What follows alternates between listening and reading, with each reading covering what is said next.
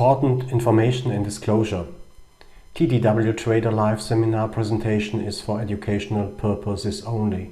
All trading ideas discussed by the instructor are for demonstration purposes only.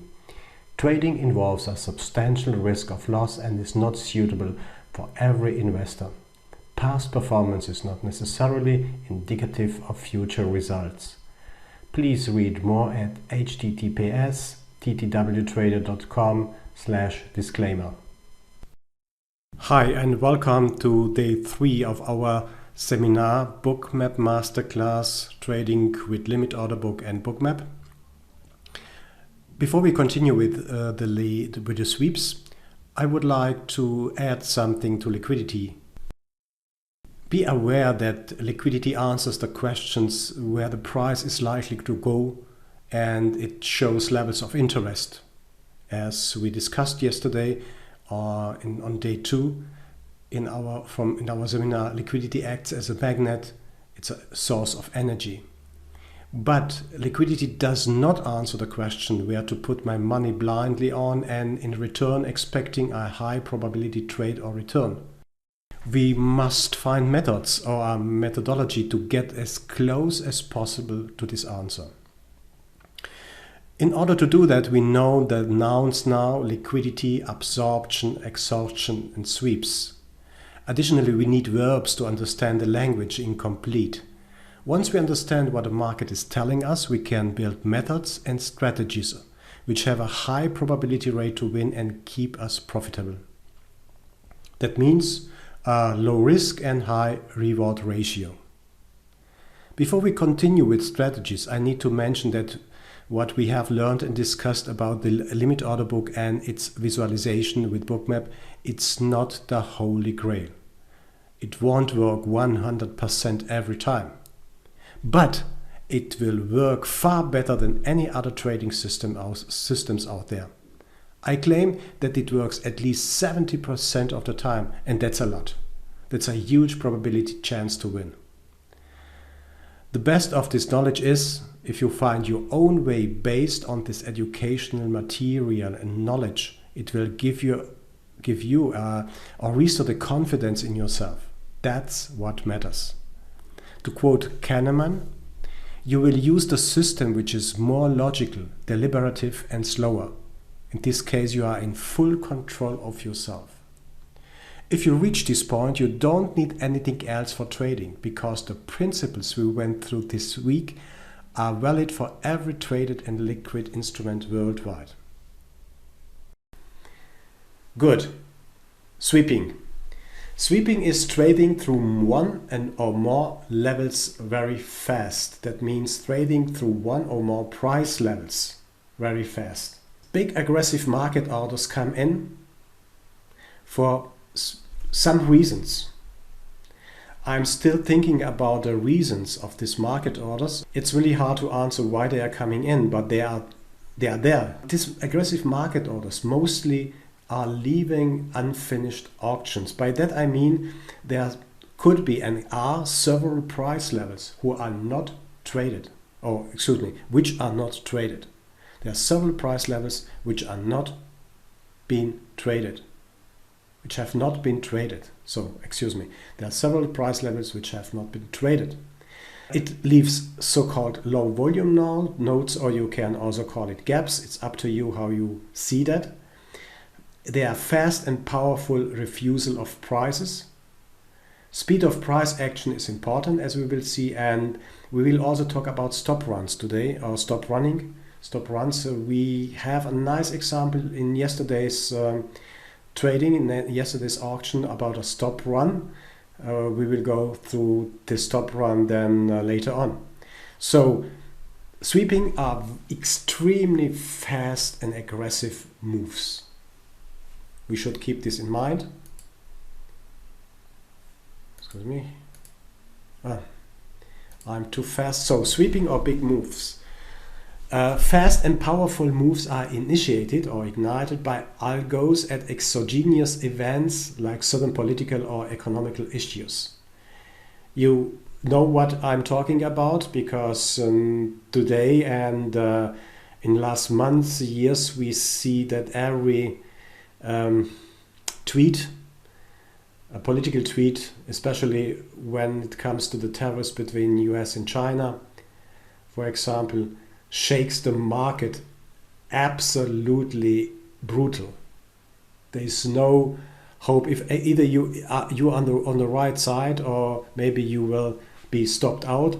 The negative impact of the sweeps is if you are maybe in between in the trade, you get a huge slippage, because it's more likely than that your position won't be traded.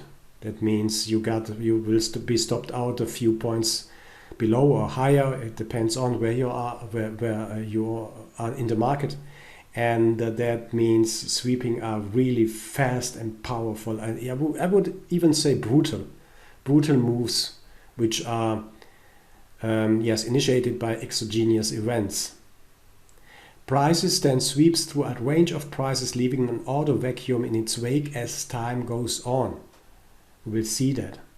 You will see that because in Bookmap it becomes obvious. It becomes much clearer than when you trade from a candlesticks chart what's really going on and what's happening.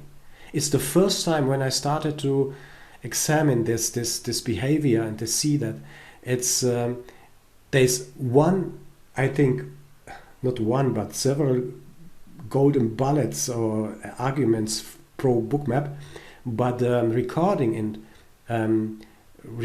function and replay function is the most important part. At least it is for myself. I hope it's for yourself too.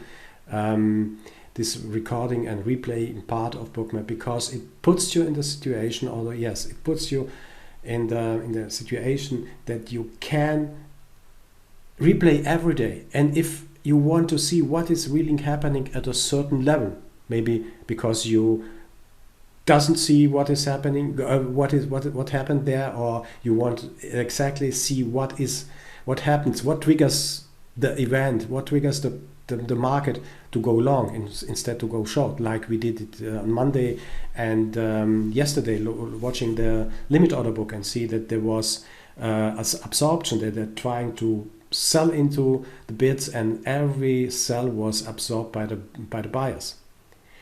So new orders come into the void. Large market orders arrive so fast that the queue does not have time to equilibrate between their arrivals. Let me show you again this example here on Excel. When we are talking about a queue, then we are talking about queues on the limit side here, on the ask side, on the bid side.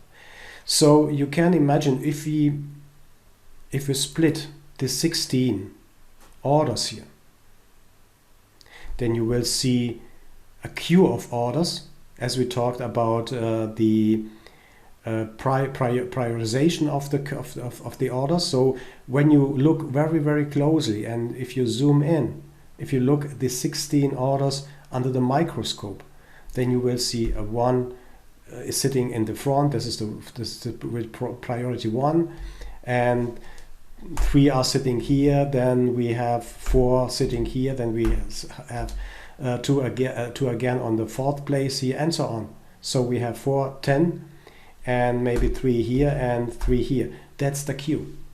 So if you want to trade and you put your trade on the limit side, you will be assigned a queue position, and you have to wait until you will get filled. This is the first in, first out principle of the CME. We talked about FIFO on Monday. You can see it in video again, or go to the CME page where they are explaining very well what the prioritization system of the matching engine is.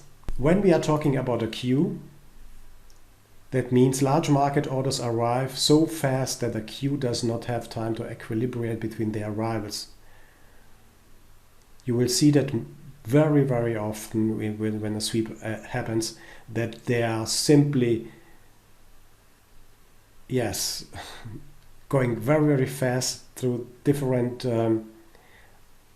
price levels, and there is still an imbalance and leaves an imbalance behind. Market making programs see the orders and they seek to execute them, so price retraces. Sweeps or big moves are absolutely important. Let me show you what I mean, and we will come immediately to yesterday's example. This is an example where what was it? It is from January 2019. It was a tweet of rumor that tariffs between US and China are on a good way to be solved. Ending the tariffs war between the US and China was and is always a positive sign for the market. Of course, this message was a positive sign. And what I wanted to show you, it's only one example, but you should be alerted. So this was before, I think it was a tweet before the message. And this is, that happens 1 second or 2 seconds after the sweep. You see that? A large order is hitting 24. We are trading at 21. We have traded 0 contracts and 0 contracts here. So again, going back a little bit, by the way, you can examine it, this behavior on your own when you record and replay. You can do that. I will show you in a moment what I mean by that. And that means we have 151, 39, 39, 18, 18, 54, and so on here in the queue. And then this message was launched, and you see that these people are not hit. This was not traded. The first trade happened at 24.50 here, at this level. Some sweeps are so brutal, so fast, that they leave gaps below or low value or not traded areas here. And maybe you are a fan of gap trading. The theory is that every gap should be closed or must be closed. We see that in daily trading, for example, when we are together in the education room. I'm watching these gaps really closely, so to get a clue if we get liquidity around the gaps, so the gap is there, then it's really likely that the market is trading against the gap, against the gap, and then reverses back. That's one strategy, one possible strategy. But you see that some sweeps are so brutal that they leave simply price levels unmatched, untraded. I showed this page yesterday. Look here, this is a DX viewer from DX feed or DX feed viewer. Yes, DX feed market data viewer. The good thing is it splits the data feed into their parts. So there's a timestamp. There's every your trade. If you are trading, you get a start timestamp. You got an ID. Then several other options were given or attached to your trade. How much you trade, are you buying or selling, and so on. So that's quite interesting to look a little bit more inside the data feed and the data structure of our entries, what we are doing daily. But most interesting for myself was that there was a sweep. I catch this sweep here and made a screenshot. You see the price went up without polling anyone here and here. The matching engine started polling at this level here. Doesn't matter what price it is, but just to show you, based on this foil here on this page, that sweeps are running through the price levels without caring about to ask, do you want to make business with me, or do you want to make business with me? So they are not polling. They start polling a little bit later when the sweeps come to an end, or in between, of course, or in between. So we should keep in mind that this behavior happens nearly, first of all, every day. It happens nearly in every instrument. We will see some strategies how to deal with sweeps. What should we do when they happen? I would like to show you that sweeps are very fast moves, and they leaves a lot of prices untraded. There is no trading here on these prices. They lift the price extremely fast up. This is the same trade from January based on the how to say, on the trade tariff announcements of Trump, and you see how the market reacted. This is one really brutal one. There's no chance. If you want to trade this one, you got no fill.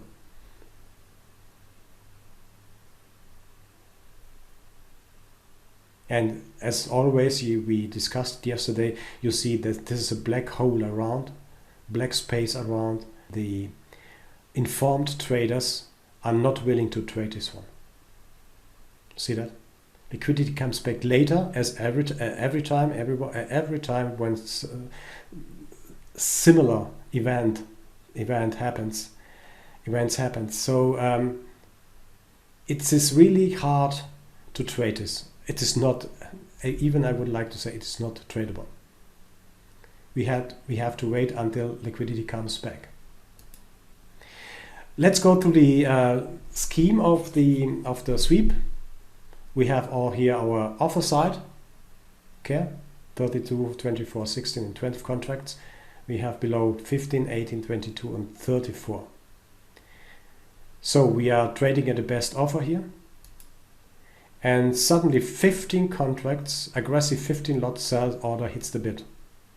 And what happens is very obvious, that they are selling everything below. So they are sweeping through and leaving a vacuum here on the way down. You see this? That's the scheme of the sweep, but I think it's understandable what it happens when a big move comes up. The advanced concept, we will talk about that. So now, the point is, what I would like to discuss with you every time we are going through this sweep and to the strategies. You know, we have a Pavlovian reflex is a kind of conditional behavior. So sometimes we are used to jump on the train or on the move because something happens. It goes very fast, up and down. And then we act with a reflex and try to jump on the trade.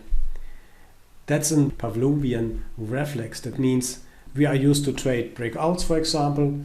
Whenever fast move goes through the level, we jump on this move without thinking. It's simply a reflex, or maybe also part of our strategy. I don't know. You have to answer it by yourself. And we hope then that this move goes further on, that there are enough people behind us who are supporting us, or who supporting to move, so that we are in profit. If we are trading with this reflex, for example, we are conditioned to do something, to see a candle is jumping up, and then we simply join this move.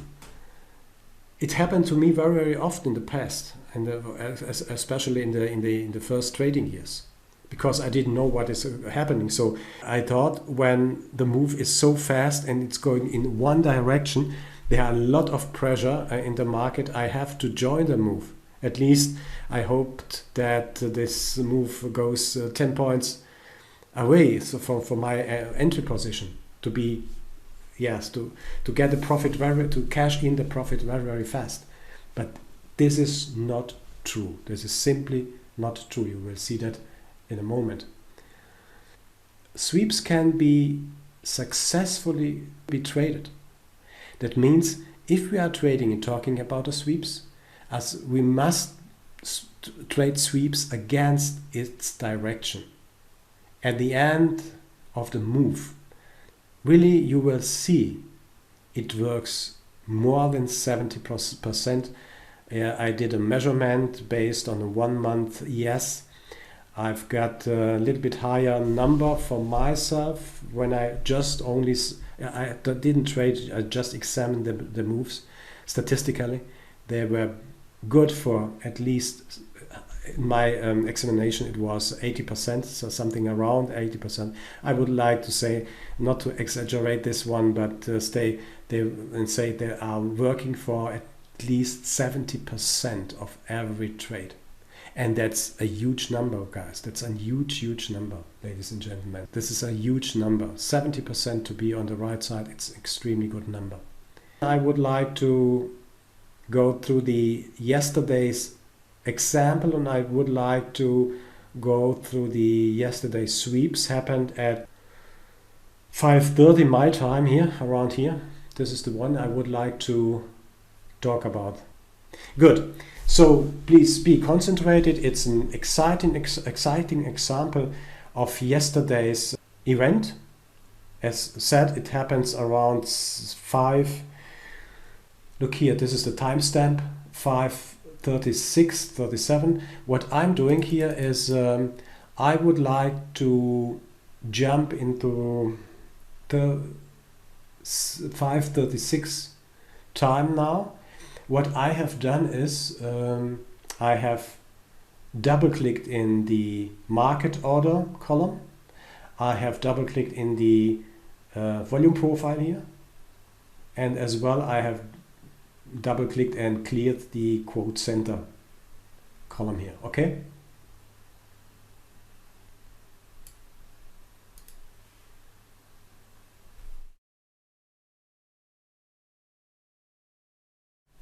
Okay, then let's go and let's jump into 5:36, I think it is.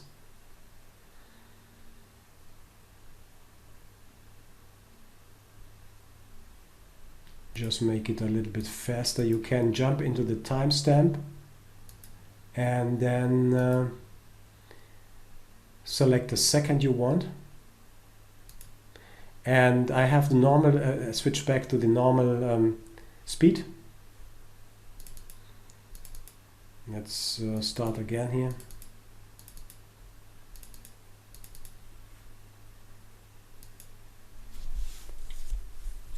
So, let the games begin.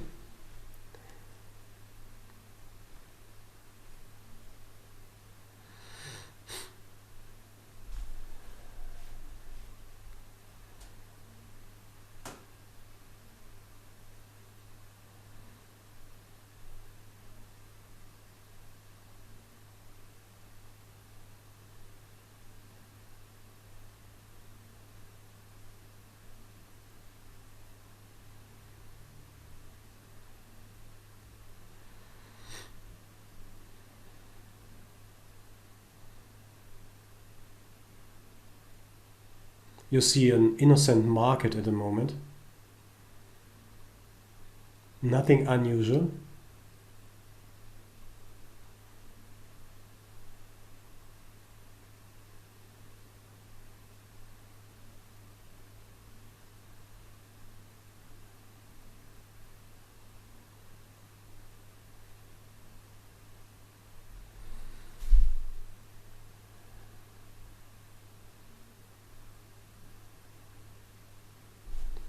Liquidity is coming up at 24.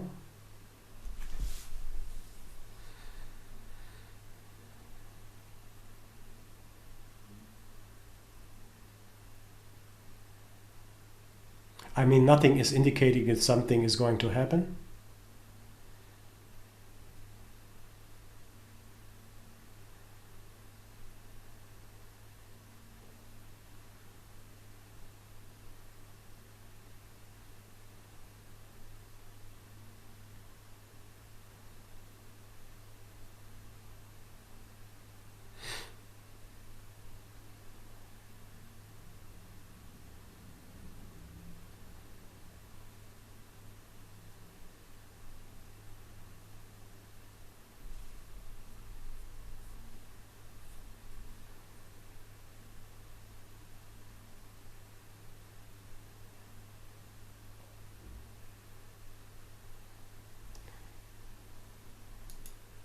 What is happening here?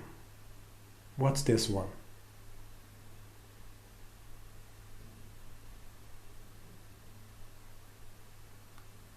The liquidity on the bids.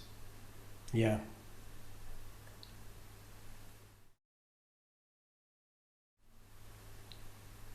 We are talking about sweeps. I ask, what is this black area here? The black ball is no liquidity. Yeah, absolutely. Yes. They pulled liquidity. Let's see what happens. What happens after this? And by the way, this is also a part of the language of markets language, because it seems that other people knew more than we. Keep an eye on that one. Let's continue a little bit. We can go through this slower then, but let's see what is happening here. You see these green bars here coming up?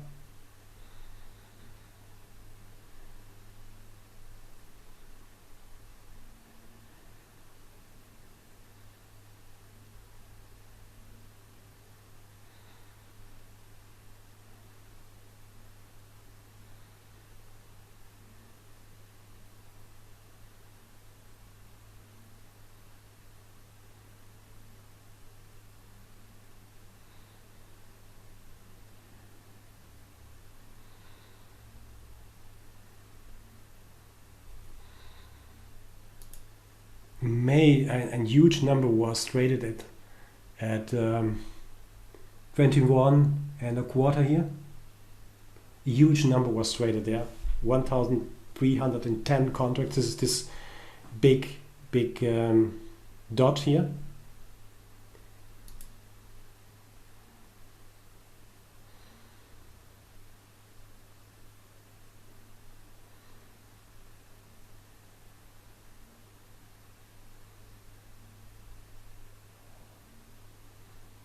Don't know whether it stops here, but you see following. First of all, we will come back to them when we are talking about strategies.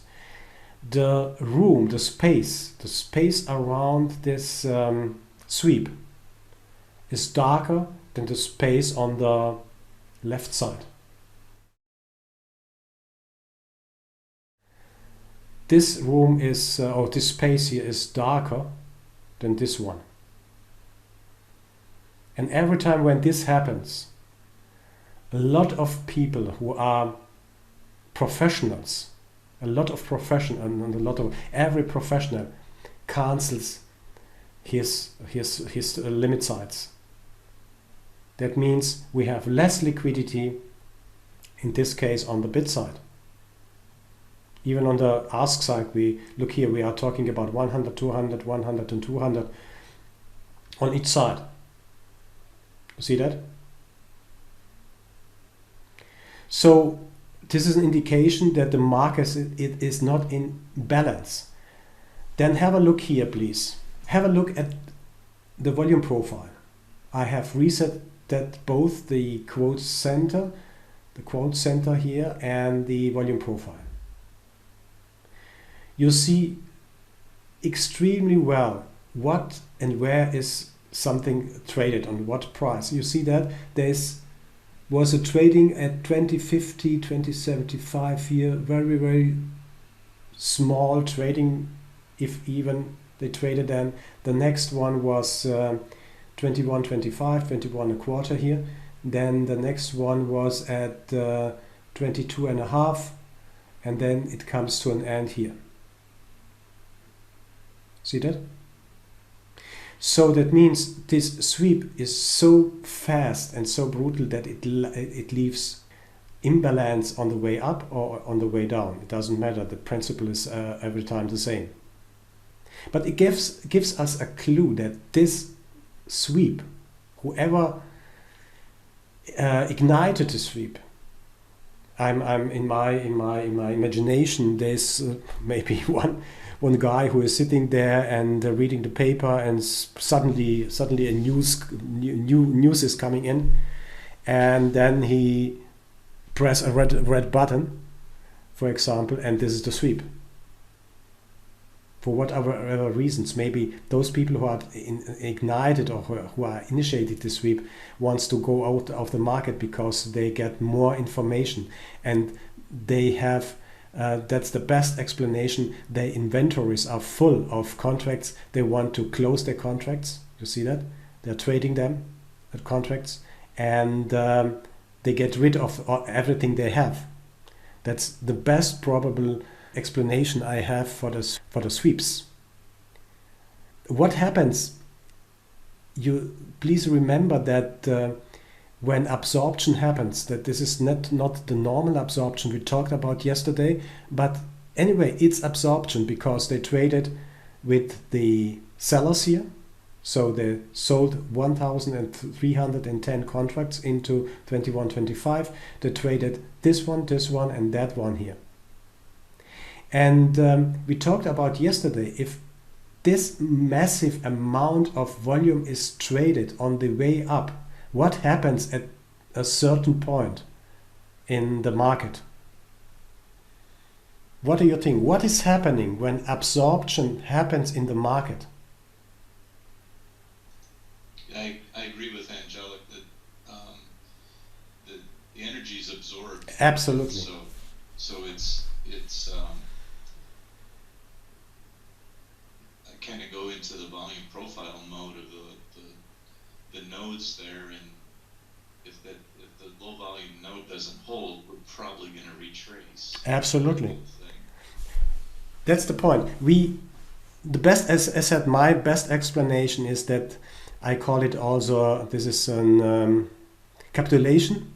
What we are seeing here in every market, let's take this market, here this ES market or whatever market, share market for example, we see only part of contracts or shares in the market. If you are trading Apple, for example, I have Apple here, look here.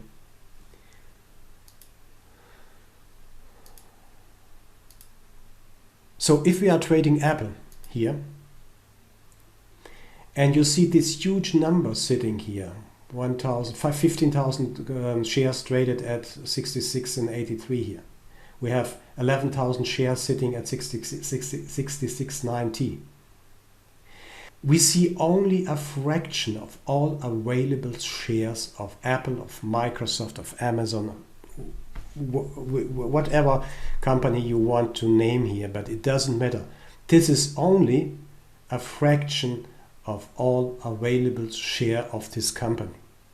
It's logical, absolutely logical. We don't see all shares of Apple into one in one exchange where this product is traded. And the same is valid. The same is valid for every future contract.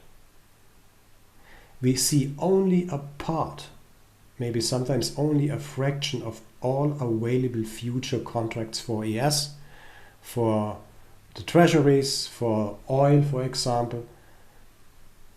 You should keep this in mind because this is really, really important. Therefore, we are talking about iceberg orders.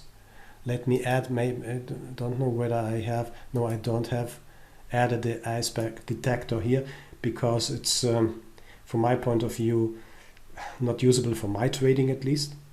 You see that we have icebergs all over the chart, the trading time. So please keep in mind that what we are trading here is only a part what is really available. It's not every contract available in the market. A lot of people who are in charge of moving the price, they are trading 100, 200, 300, 500 lots. And in order to get these 500 lots filled, they need time. First of all, they need time. And second, they need buyers or sellers, depends on, for example, to sell them their contracts. This is a mess. You can't sell 500 contracts in this market. You know what happened? This will bring down all prices, or vice versa, bring up all prices. That's very logical to understand, isn't it? First of all, if we are thinking about that this is only a part of the available contracts here. It doesn't matter whether we are talking about future contracts or we are talking about stocks. It doesn't matter, because we only say a portion, a part of what is available. Then it can be that this, let me say this is one person, one guy who is sitting in a room reading his newspapers, and suddenly he got a message that something is going to happen, and he pushed the button, and then the order is immediately executed into the market. He get a fill, he traded at 21, then he traded maybe on the way up, and he cleared his inventories. Maybe he's done now for this trade, and he waits for another trade then. That's maybe this is one of my explanations how I try to answer the question why it is not important, but at least for myself it's important to get a picture of what is happening on the way up. Yes, it's the same one. You see that? What we not see is the limit order book, so we can't say at the moment what is happening. But we will use this behavior to build strategies upon this behavior. Either you are long, you are a lucky guy, you are long, and you got your, I don't know how much this was, this 20, 30 pips, or not pips, but ticks. Anyway, it doesn't matter. Then you are long and you get your target within a second. Close your PC, enjoy your life, enjoy your time, and do anything else. Or if you see that you're not in, wait. Simply wait. You will get enough chances to trade, or to get this, to get the opportunity to trade this. The only problem with sweep in a crude oil versus sweep that you just show us is the speed. Yes, it is, but The ES was kind of like the gentle. You can still react. This one, no. It happens in like literally 2 seconds. Yes. Absolutely. So also, if you are looking, this one are really this was, as you said, a gentle one. So it happened, but it was already, look here, maybe 1-2 seconds, and a sweep. Let me say that and stress it again because it's absolutely important. A sweep is described by a 90-degree move. 90-degree move.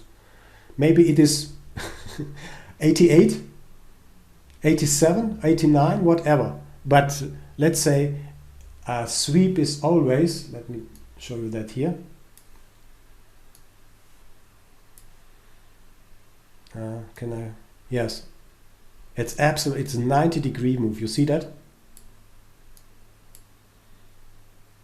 So this is one characteristic of sweeps, and we do not jump on board here. We do not. But by the way, it's questionable whether you will get a fill here. But anyway, we do not jump on board. We do not follow a hidden reflex or whatever. We don't do that. We wait patiently until this ends, and then we will have a look what we can do then.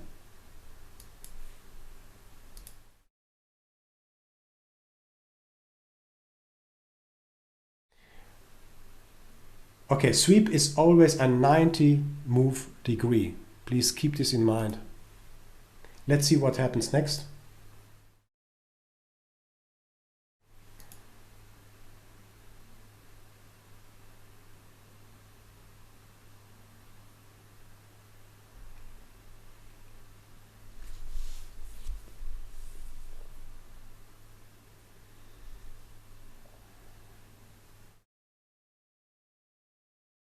If you want to join this ride, maybe you get the fill if you are lucky at 22, 21, 22 here, but it's really, really hard. It's really hard.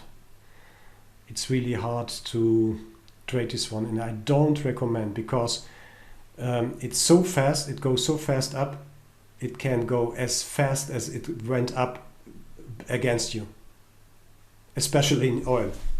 Keep your hands off and wait until we discuss the possibilities around the sweeps.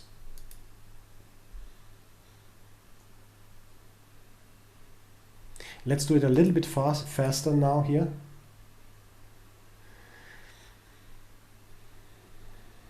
You see liquidity is forming here.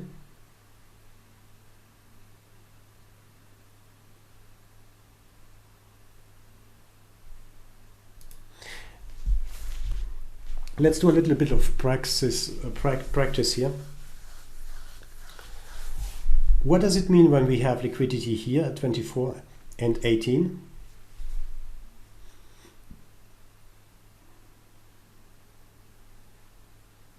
We're bracketing. For example, bracketing, what is the price likely to do? Go to 18. Yes. So this is our, yeah, excuse me. Well, how much is in the book at 18 and then down at 645. No, before that, that very dark red before the sweep up. Can you, is it like 1,000? Where do you mean? At price level 18 to keep going north to the left. Yeah, that area there. Let me see that. Just a moment. Let me see that. No, it's 783. Okay. Because it's interesting to watch this guy come up from the bottom. He started down at 12 or 10. And if you look, so see him down there at 12, and I think he was even down at 10 earlier. Yes, he was. He was down at 10, then he moved up to 12, and then he moved up to 16, and then he moved up to 17, and then he moved up to 18. Yes. Yeah, absolutely interesting. This is called either he is chasing something, or he is spoofing something, spoofing the market.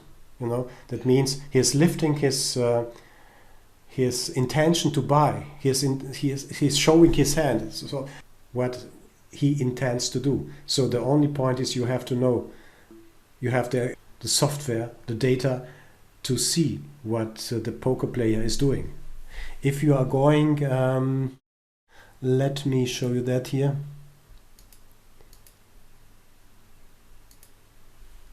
If you are having something like this one, candle, yes, in simple candle charts, I'm using these charts for my cloud notes to see where was the low, where was the high, what was the open, and so on.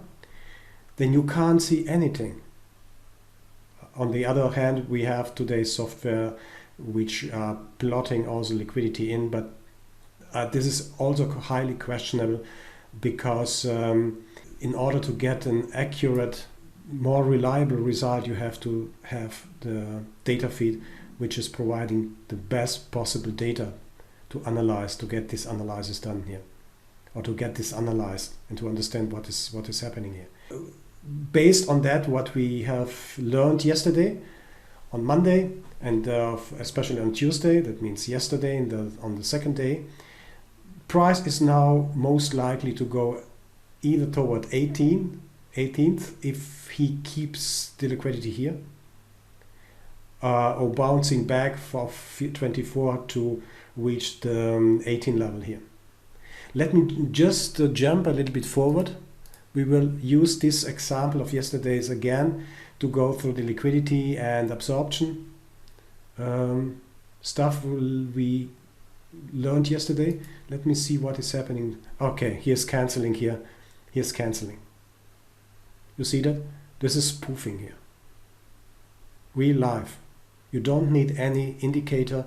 You don't need anything to understand what is going on here.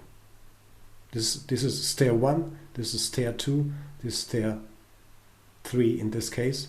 Maybe below 12 was this. And he moved up to 21, Walter. Sorry? He moved up to 21. See that? To 21, where? Yeah. So Where? so see where he pulled at 18. If you go straight up, Oh yeah, yeah that. Yeah, I see that. Yeah. Yeah, we have several difficulties here. To be very open, and therefore we should discuss it and understand. We have a workaround to trade this moves here. Of course, we will discuss it a little bit later. But we have several difficulties. First of all, it is so fast. It is, look here. Let me stretch this a little bit. It started. Let me say it started at 38 minutes and 40 seconds, and it ended at 39:04. So we are talking about 25, 20, 24, roughly 20, 24, 25 seconds here.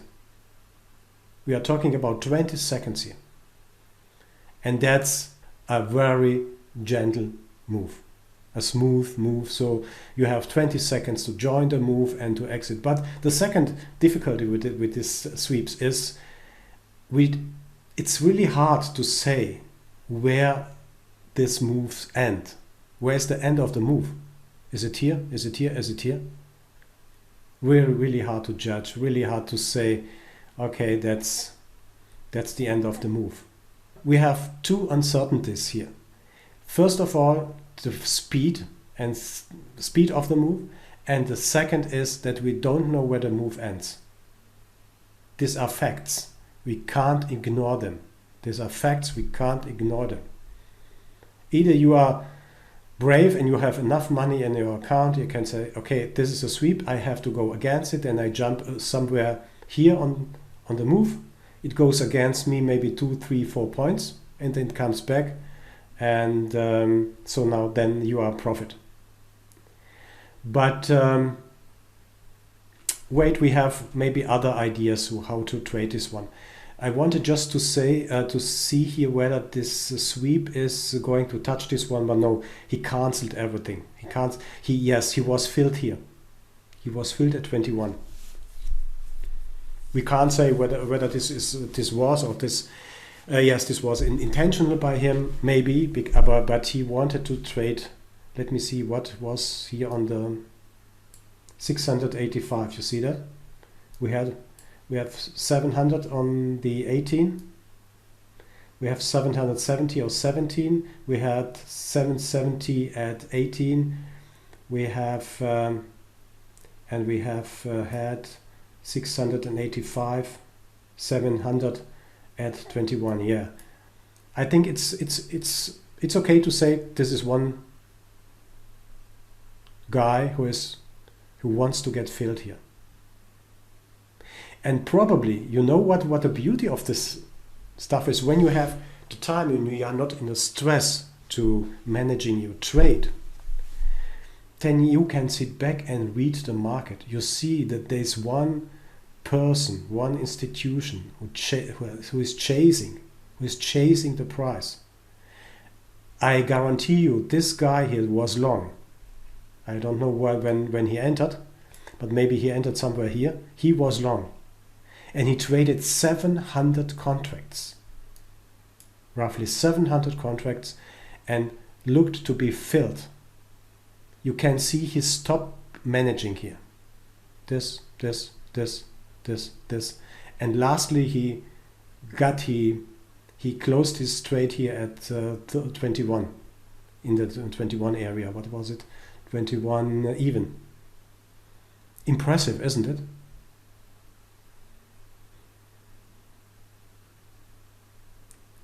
Good. We talked about this sweep. Then let me show you another one. I have to find it first. Oh, yeah. By the way, with my method, or with adjusting or configuring your book map, like the way I have or I did, is you can click on with your right mouse button, window opens, click on the reset function here, and then you can select reset on double click. That means if you want to know really what is happening in this area, go back to the column you want to reset. This menu opens, then go to reset, click on reset, and check reset on double click. So you have a good control mechanism if you want to go deeper and understand what is really going on here to start to make your studies. And you can double click and reset everything, and then you see exactly what was traded here in this area. Let me find the other one here. I'm not sure. Let me jump a little bit to save time. I think it was this one I wanted to show you. This is 1804.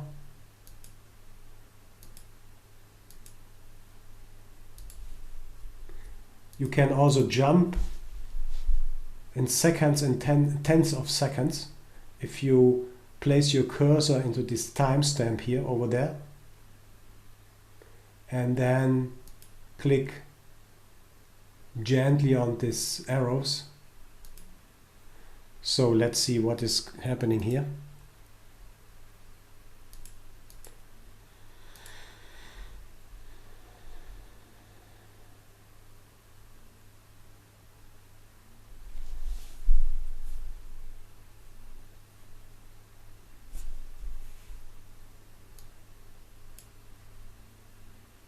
Oh, just a moment here. Let me reset the numbers also here.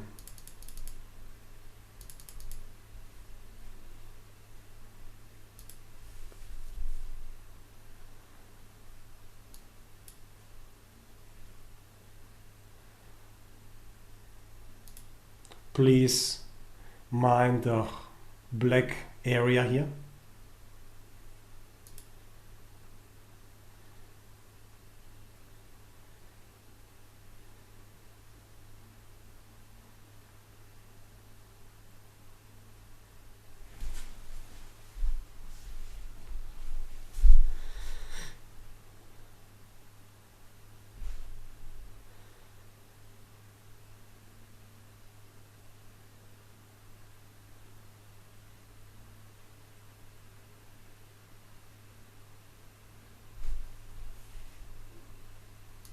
You see that?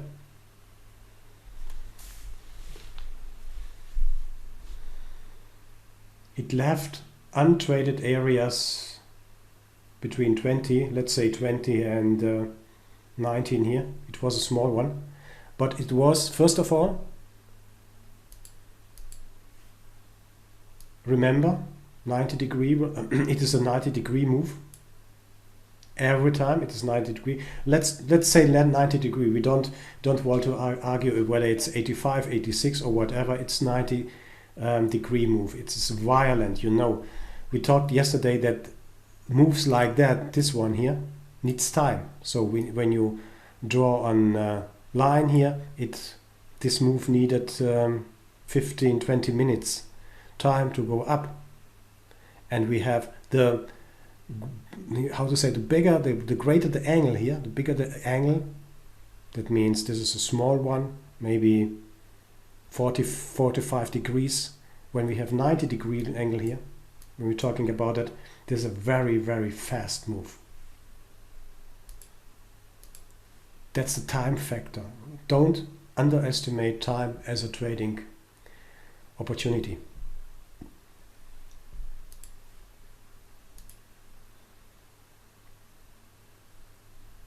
Yes, the question is now what to do when this happens, or when that happens. What should I do? How to do that? Or what to trade? Jump on board? Maybe you got a feel here if you are short 1850, and I bet this is the worst idea you want you will have.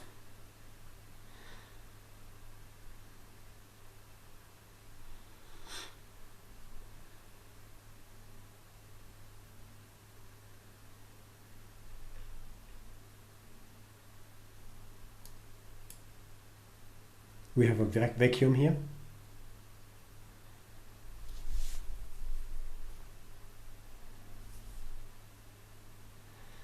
It's not closed yet. Closed, yes. It's not traded now yet.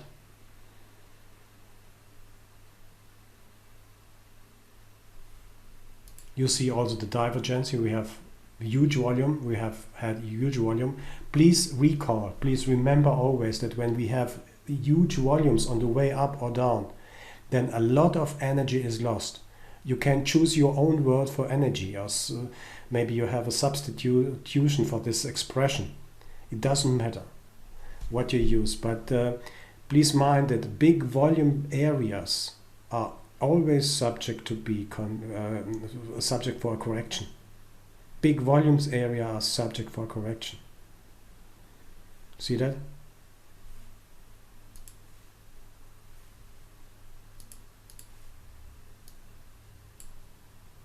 You don't need any whatever RSIs, CCIs, whatever indicator to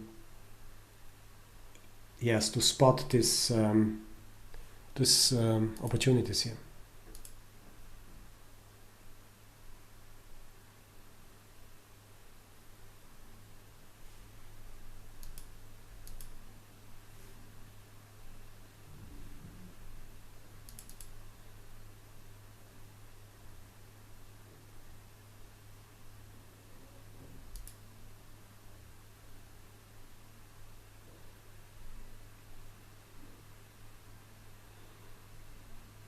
This was a wonderful example how to trade. We will come back, but I can't resist. Is that the torsion 1725? You mean here? It's a double bottom with a volume divergence. Yes, it is. I can't resist to talk about now. Oh, no, that's not so. But we have the method not to trade this one because we don't know how fast what is traded and when it ends. But we get most of the time a second chance to trade it because we know that there are a lot of unfinished auctions here, or low volume nodes, or not traded areas here on the way down or the way up, which are going to be closed most of the time. That this is not a rule. This is not a 100% rule. But when we get a chance to be patient and to see this opportunity, then we seek an opportunity to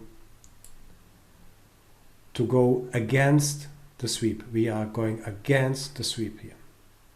Against the sweep, guys. Not with a sweep, but against it. What I want to stress is that there's no volume because all energy was absorbed on this way down here. And this no volume means there's no one, there are no sellers anymore to push the price down. We will see another situation where the price retraces, but let me say roughly the 50% of the move, and then the move continues further down. The other possibility we have, but what I wanted to say, because I don't want to, because it's absolutely a picture book trade here. Let me see how this ended.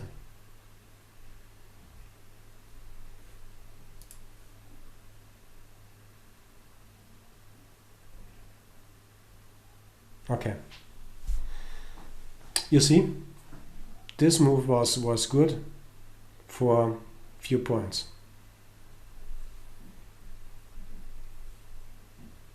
It's not that much what we expected, but anyway, doesn't matter. Every tick counts, every tick. Never trade in the direction of a sweep. Avoid a Pavlovian reflex. A sweep must be traded against its direction at the near end of the move. So you see that there are several examples, and let me talk about that again in the strategy section. I think the live example from yesterday's live example was impressive enough to understand what a sweep is and what happens in this during the sweep and how to trade it.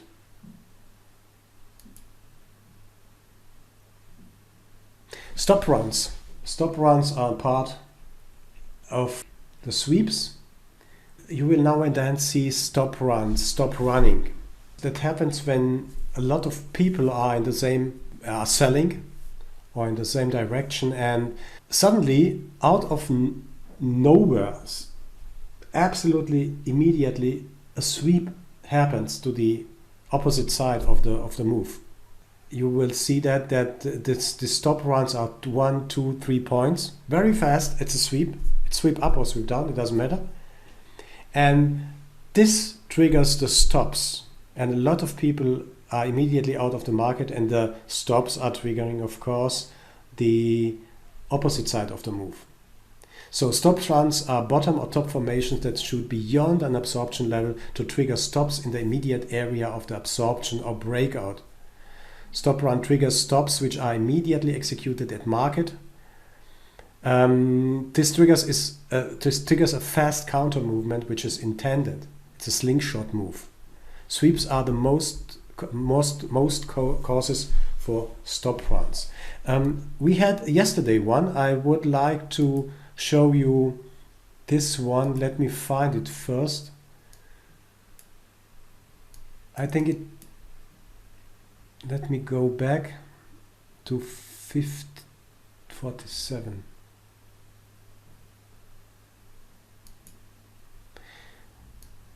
Before we are going through yesterday's recordings based on that what we have learned, I would like to show you how a stop run can look like or can be.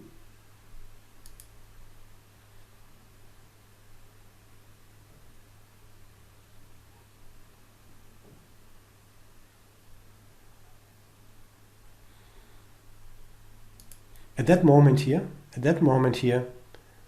either a lot of people jumped on this move down, or several are waiting and rejoined the move, or yes, rejoined or joined the move here in this area, 24, 23, and then this happens. It's not a big one, 22 to, what is this, 2 points, for example, 2 points. And this happens then. You see what the intention was, or what the intention is. If you are in the move, if you are in the trade, you are trailing your stop, you are trailing your stop, you are trailing your stop, maybe you're moving your stop down, then you will get hit by this one, by this single move, and then it acts like a slingshot.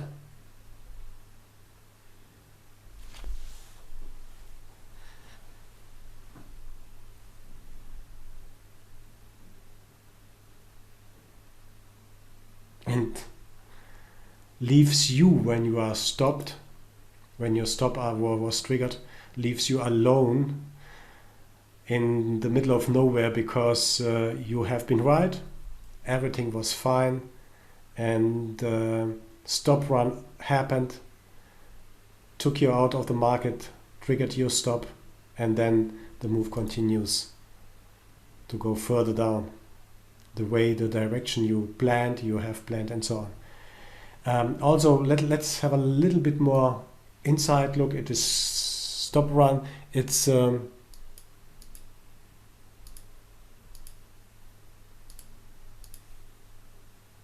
also 90, no, it's not exactly 90 move degree here, you see that, but it's very close to this 90 move, to the 90 degree move here. Absolutely very close It doesn't matter whether it's 85 or 95, 94, 90, 85, 84 or whatever, 80-degree move. It is a fast move up, and this move tries to catch all the stops around here. We don't know for sure. I must say that we don't know for sure that this is that this is really a stop run, but you will see this behavior very, very often in the traded, especially in the futures. Some of the people who knows how the market acts and what to do knows exactly how to trigger you and to get you out of the market, and by that triggering you are forcing the move down here. It's not easy to spot, but the more you have in mind what we have learned this week or what we are learning this week, the more you know the expressions of the market, the nouns and the verbs of the market, the better, the more conscious you will see and recall what the market is really doing and what is happening here. So sweeps are the most causes for stop runs, of course, as we have seen. It's like this one, you know. You see this is a liquidity area. It has been absorbed. Then they are going against you again. It goes your way, and you are sure that this market is going further down. So you place, maybe you get a fill at the second chance in the second leg here. You are short 28.10 and your stops maybe are 20.11 and 12, whatever. They're coming back with a sweep and then rushing down for 10 points without you.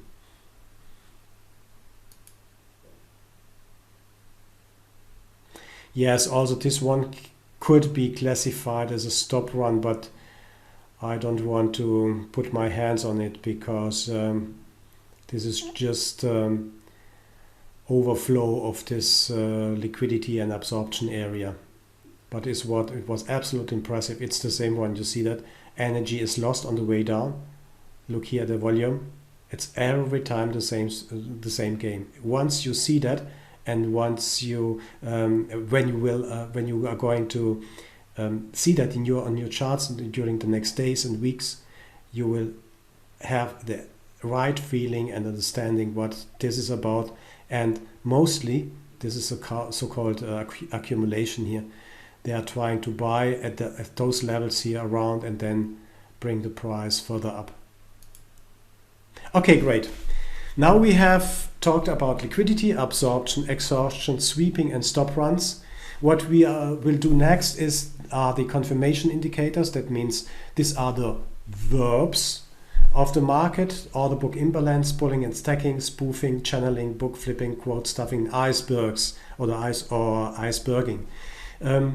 I think the most of these verbs we have talked about. So that means we will go through them to complete this chapter, this topic about the active and passive indicators. Do you have some questions so far?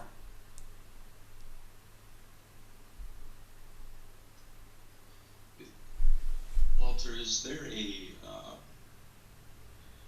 do you really know the difference between a sweep and a stop run until you confirm it with the indicators? Does it matter? Not really, but not really, George, but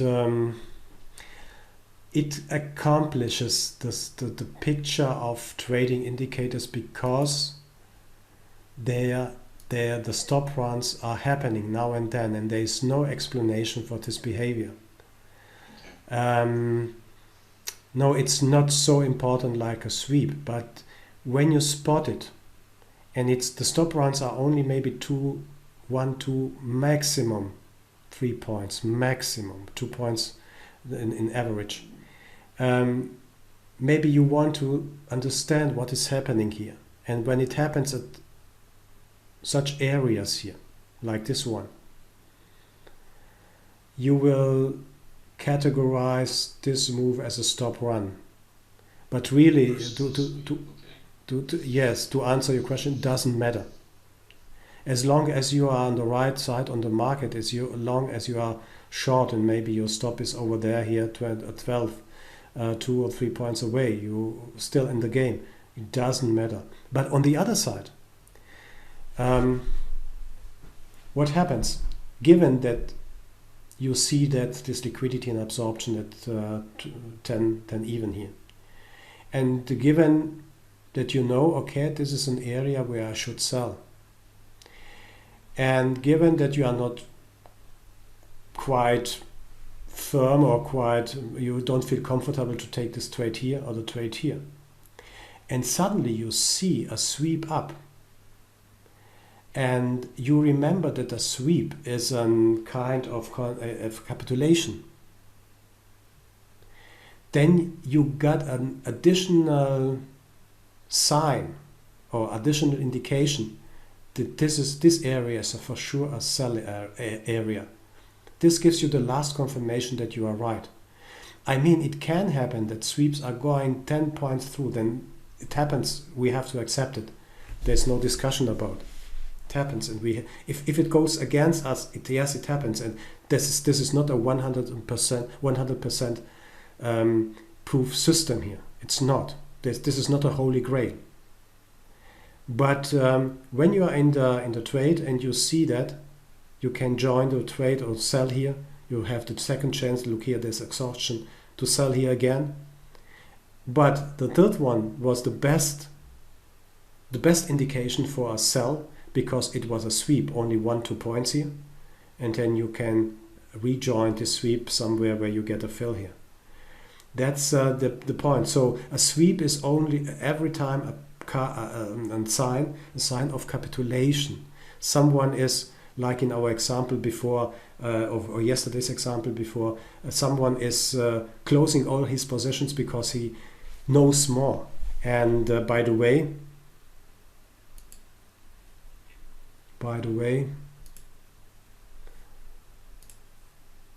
so this was our sweep, and if we say a sweep is a kind of capitulation, then he emptied all his inventories. Look, I've mentioned it, I don't know when, maybe in the last seminar.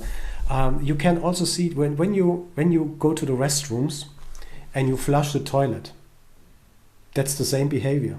So you flush the toilet, water runs out, and how it's saying, the bin, or where the water stays in, how do you say, the bin is septic tank.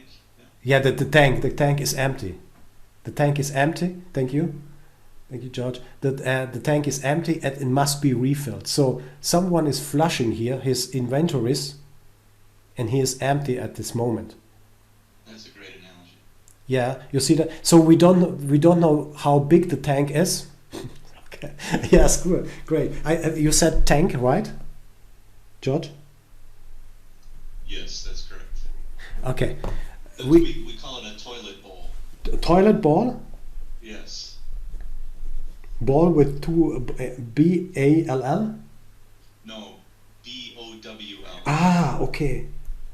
Bowl, okay. Toilet bowl, thank you. I was looking for this expression, but yes, toilet bowl. Imagine this toilet bowl, so you flush it, the water runs out of the toilet bowl, and there's nothing more in. You see, there's nothing more.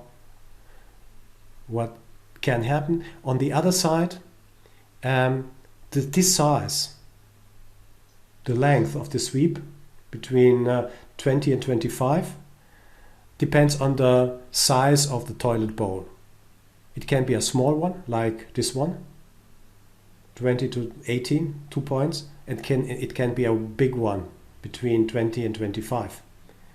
I noticed also in the opposite of the sweep, the liquidity comes out of the book also. I don't remember if I saw that with the stop runs, but both of these sweeps, that one up and the one down, you can see the liquidity comes out of the book from, for instance, the bids on the sweep up and the offers on the sweep down. Very good. Did that happen with the stop runs? Right, an excellent idea. I have to put it on my... No, it doesn't. I think it was before here. When I go to the other examples, I don't have it, but there's a little bit liquidity here, so it's not so obvious as with normal sweeps. But it's a good point. So maybe we should consider that the liquidity characteristic of a stop run too. But as I said, and George mentioned it, I would like to say it's important to know, because such small sweeps can trigger stops, and stops are triggering the move. So keep in mind, but it's not, and therefore I'm maybe put it also in brackets here. Good. Now confirmation indicators.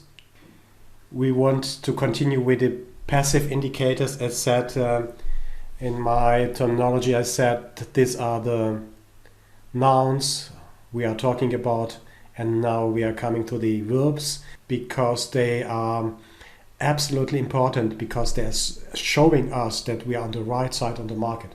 Order book imbalance. We have talked so much about it.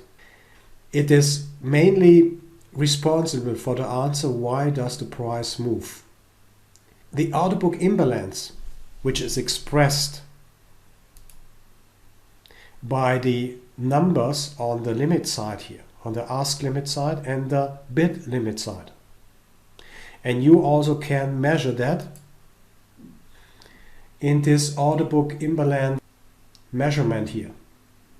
In the studies configuration, there is one point, order book imbalance. There you can adjust what you want to see here above in the order book imbalance indicator. It's like a gauge. There are imbalances on the bid side, there are imbalances on the ask side, and that's the measurement for those imbalances.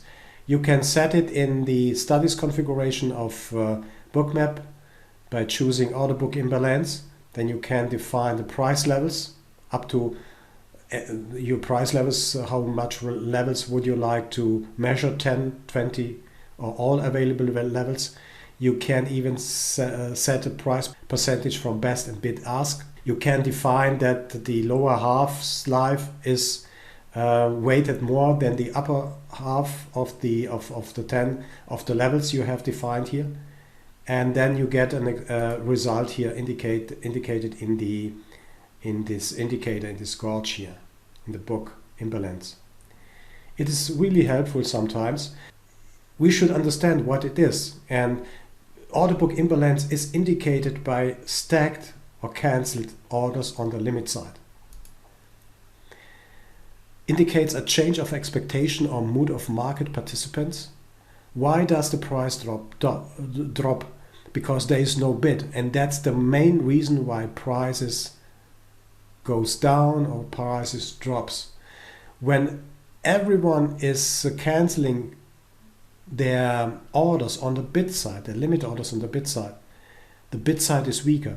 Remember the way of least resistance, for example, we talked yesterday. You see that also on the visualization part of the bookmap here, or of this of the presentation part of the bookmap here. There is no liquidity here. There is no liquidity there. Everything is trading or traded around here in this area.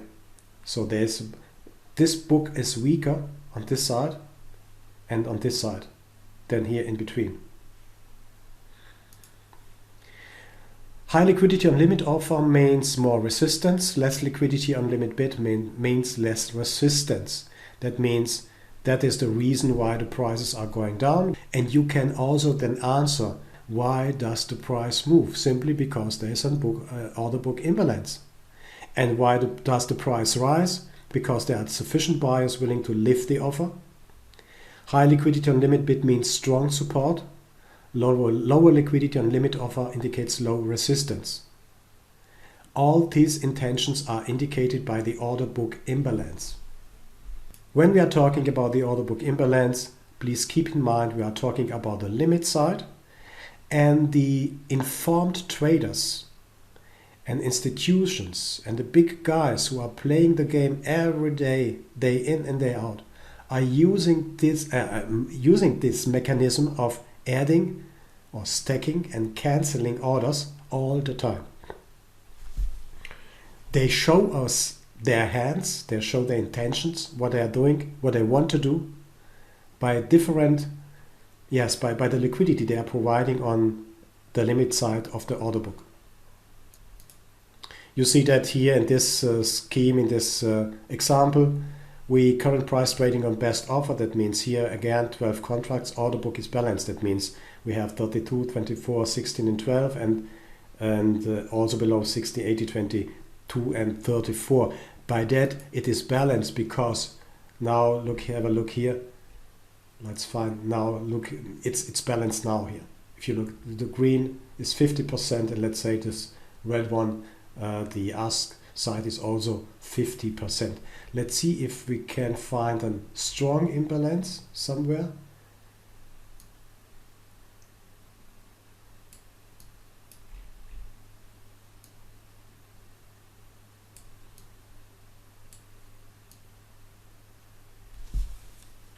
Sometimes you will find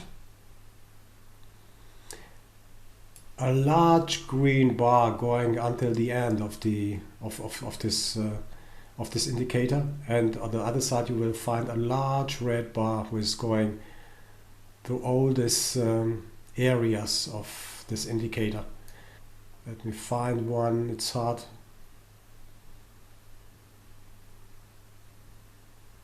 But you see here, at that point again, the ask side is dominating. Minus 13%. That means the last 10 price levels here are higher than the last price levels here. Let me change this a little bit and try all available prices. What do we see then? It's a little bit more harder because it equalizes. The more price levels you have, then the book becomes balanced, more balanced, because they are counting every single level on the way up and on the way down, on the way up and on the way down here. It's much harder to see then. So now the bid side is leading a little bit. See that here?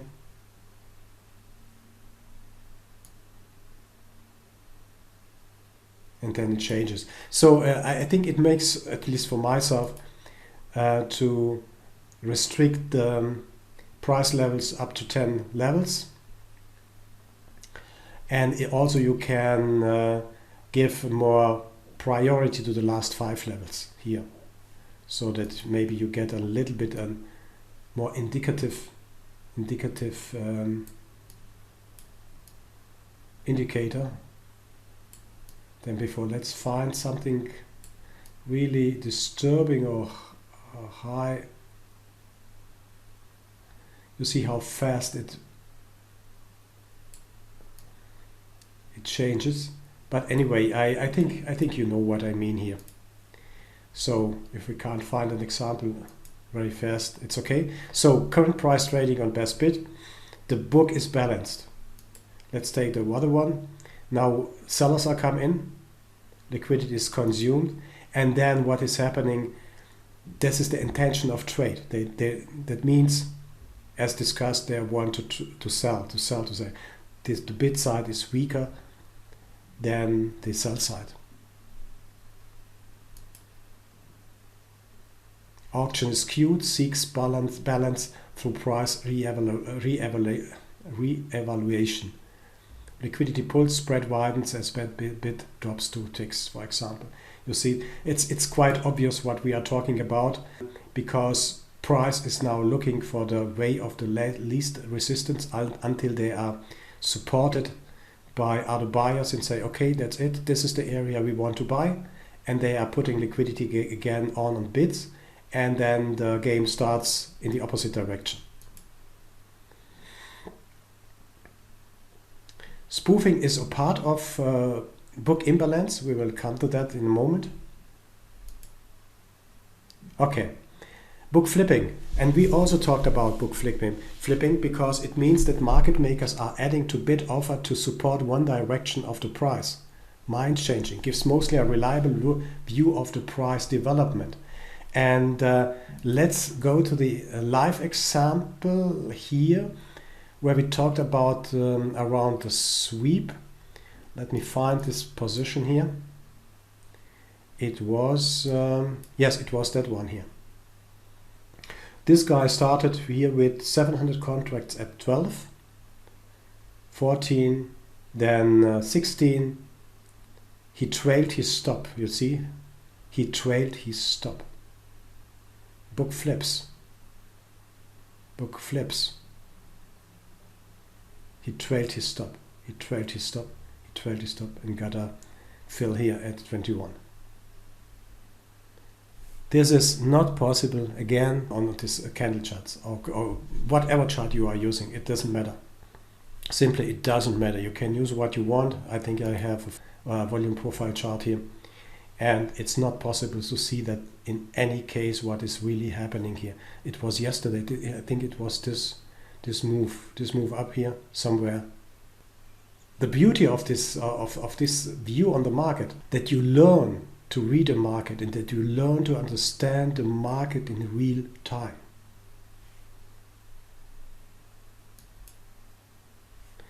Book flipping. Market is going up and then supports come in. Market is going up, absorbed everything here, and the book supports the move up. Book supports the move up. Oh, move down here. Look here. They broke to this level of liquidity here. And then they are supporting the move at this price level here. Again, on the opposite direction, it is very obvious what is happening here. They were absorbed. Everything was out of the market here.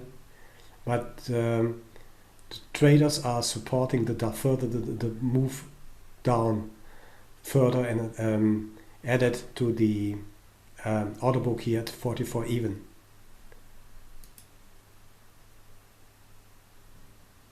It doesn't matter. It doesn't matter if we are talking about 1 point, 2 points, 10 ticks, 20 ticks, 10 points, 20 points. It doesn't absolutely matter what's happening here. But when we see that, we should be very cautious with maybe longs, because as long as this liquidity sits here. So you see this one or this guy or this institution cancelled it again because they wanted to have lower prices for their own business. Pulling and stacking confirms observation, or it confirms that something great is happening, confirms also the direction. Bid and ask side are managed separately according to similar logic. Each side resets to 0 whenever the best price changes. The quotes delta displays cumulative size change of the price level since the last reset. It is a simple adding and subtracting mechanism because changing of volume happens fast. We are talking now, pulling and stacking, about these columns here. About these columns. We are talking, let me flip back here, about these columns here. When you're in trading and you see, when you have also the same mechanism, you see very, very well what is happening on this side. It is a simple mechanism. It's absolutely nothing. This is no rocket science. It's simply crunching numbers. But because the refreshing part here is so fast, and here on the ask side is a bid side, it's not visible for us. I say not visible for us humans to see really what is happening here. So this is a helping mechanism here on the quotes delta to help us to see where the market tends to go, what the market is doing. You can see, for example, and you can see not, but now you can see a little bit better that the market is trying to push the price down. You see how they are adding to offer side here. 498 traded now. And they're still pressing into the offer, pressing into the offer. Now the other side comes up. And it is not, I can't recommend to watch this all the time. I can't recommend that, because when you are in a trade, then you want to manage your trade. You are looking for targets, you are looking for exits. You are trying to get maybe 5-10 points out of the trade if you are trading ES. So, but this is going at the edges of the trade, of the price levels, at the extremes of the price levels. It helps you to understand what is really going on there. Absolutely important. So let me show you an example. I will show you a second example then. It is a recording from last year. It doesn't matter. But please have a look just here in this column here. Quotes delta on the ask side and the offer side here. What is happening? The market went up and touched this area here and then creeped up to the next levels, 28.77 here. Okay? And everyone maybe is expecting that they are taking this one, 28.77, and going further up, going through this level of 28.77. Because, have a look here, the quotes delta is strong positive. We are talking about 275 at 76.5 here. And the offer side is weak. Look here. Then have a look what is going to happen here. You see that? There's a strong positive, and that's weak. That's not something we consider strong. Look here, we have 500 traded at the top of this price level. Gosh, we have 500 traded here at 76. This must go through, guys. This must go through. I guarantee you this is a long. Please put everything on green because it's going through this 77 level. 600.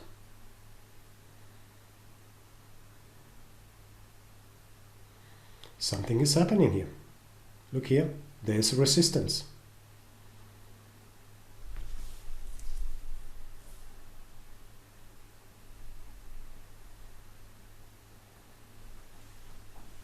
Strong positive, pressing up, pressing up.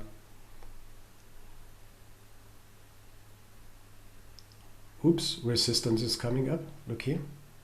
500 on the other side. 400, 400, 400. Refreshing, refreshing, refreshing, refreshing here. They are trying 1,000 try to buy and lift the offer at 77 even.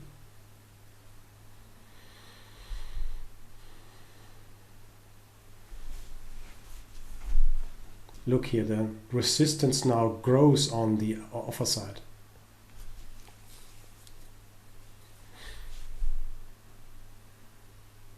$400, $300, $700 traded at 77 even.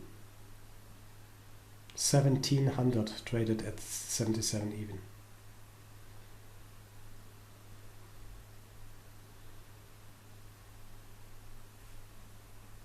Now, if you have alarm bells, so if you have in yourself and intuition an alarm bells, an alarm sitting, then now you as a skilled trader, based on the limit order book, on good data support and so on, here you should be alarmed. A red light should go on and bust all the time because something is happening here. And if someone is telling you, look here, they are trying to break this, they are going to break, this is a breakout trade, guys. This is a breakout trade. Go long. Look what happens here. 700. Look what happens here.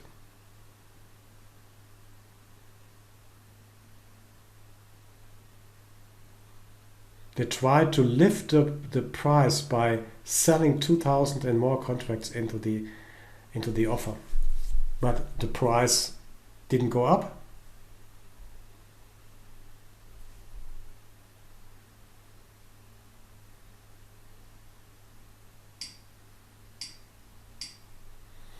That was my mistake here in the recordings.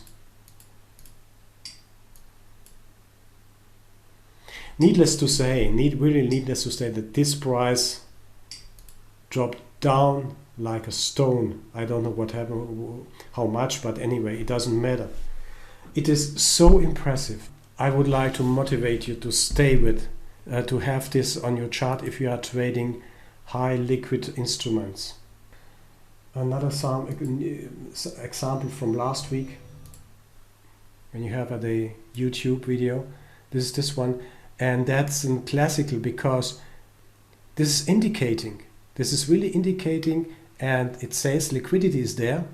And everyone who is looking at the liquidity, and therefore what I said about liquidity, it's important to know what liquidity is. But it doesn't answer the question, should I put my money on and expecting that this liquidity is supporting my idea and it is jumping to the next price levels. It doesn't answer the reliability of liquidity. Yes, it's there, but it is those guys who are playing with the liquidity. They are using liquidity to play with you, and you are the victim, not them. They are trying to lock you in here in this area, to lock you in, indicating, wow, we have a good floor. If you are a little bit trained on order book reading and order book trading, then you see that there is enough liquidity. How can the price then go back down? Maybe this 90 level is far away, although in this case it's only 3 points. But look, listen to me, guy. Look, I want to buy here. I want to buy here. I want to buy here. And that's the trap. You can see the intentions of the market participants, of the market chasers, of the market uninformed traders by looking at the order book first. In a high liquid market, of course, it's very, very hard to see that on CL or thinner markets. And you can see that on the quotes delta, whether they're pulling or stacking. So you see, okay, there's liquidity, but this is a huge trap, guys. This is only called distribution. They are selling everything to you. You are sitting there and thinking, oh, good, so I'm in, I'm expecting the next 10 points of this move. And you see silently the liquidity is vanishing here. Very silently.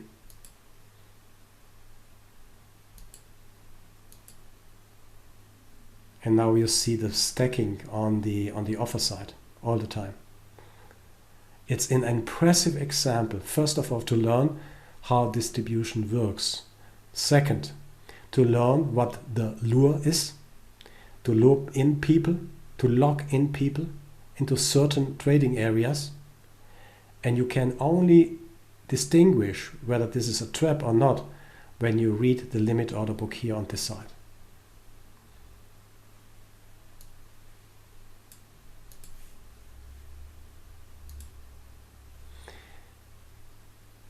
Yes, okay, coming back to quotes, delta pulling and stacking, bid and ask side are managed separately according to a similar logic.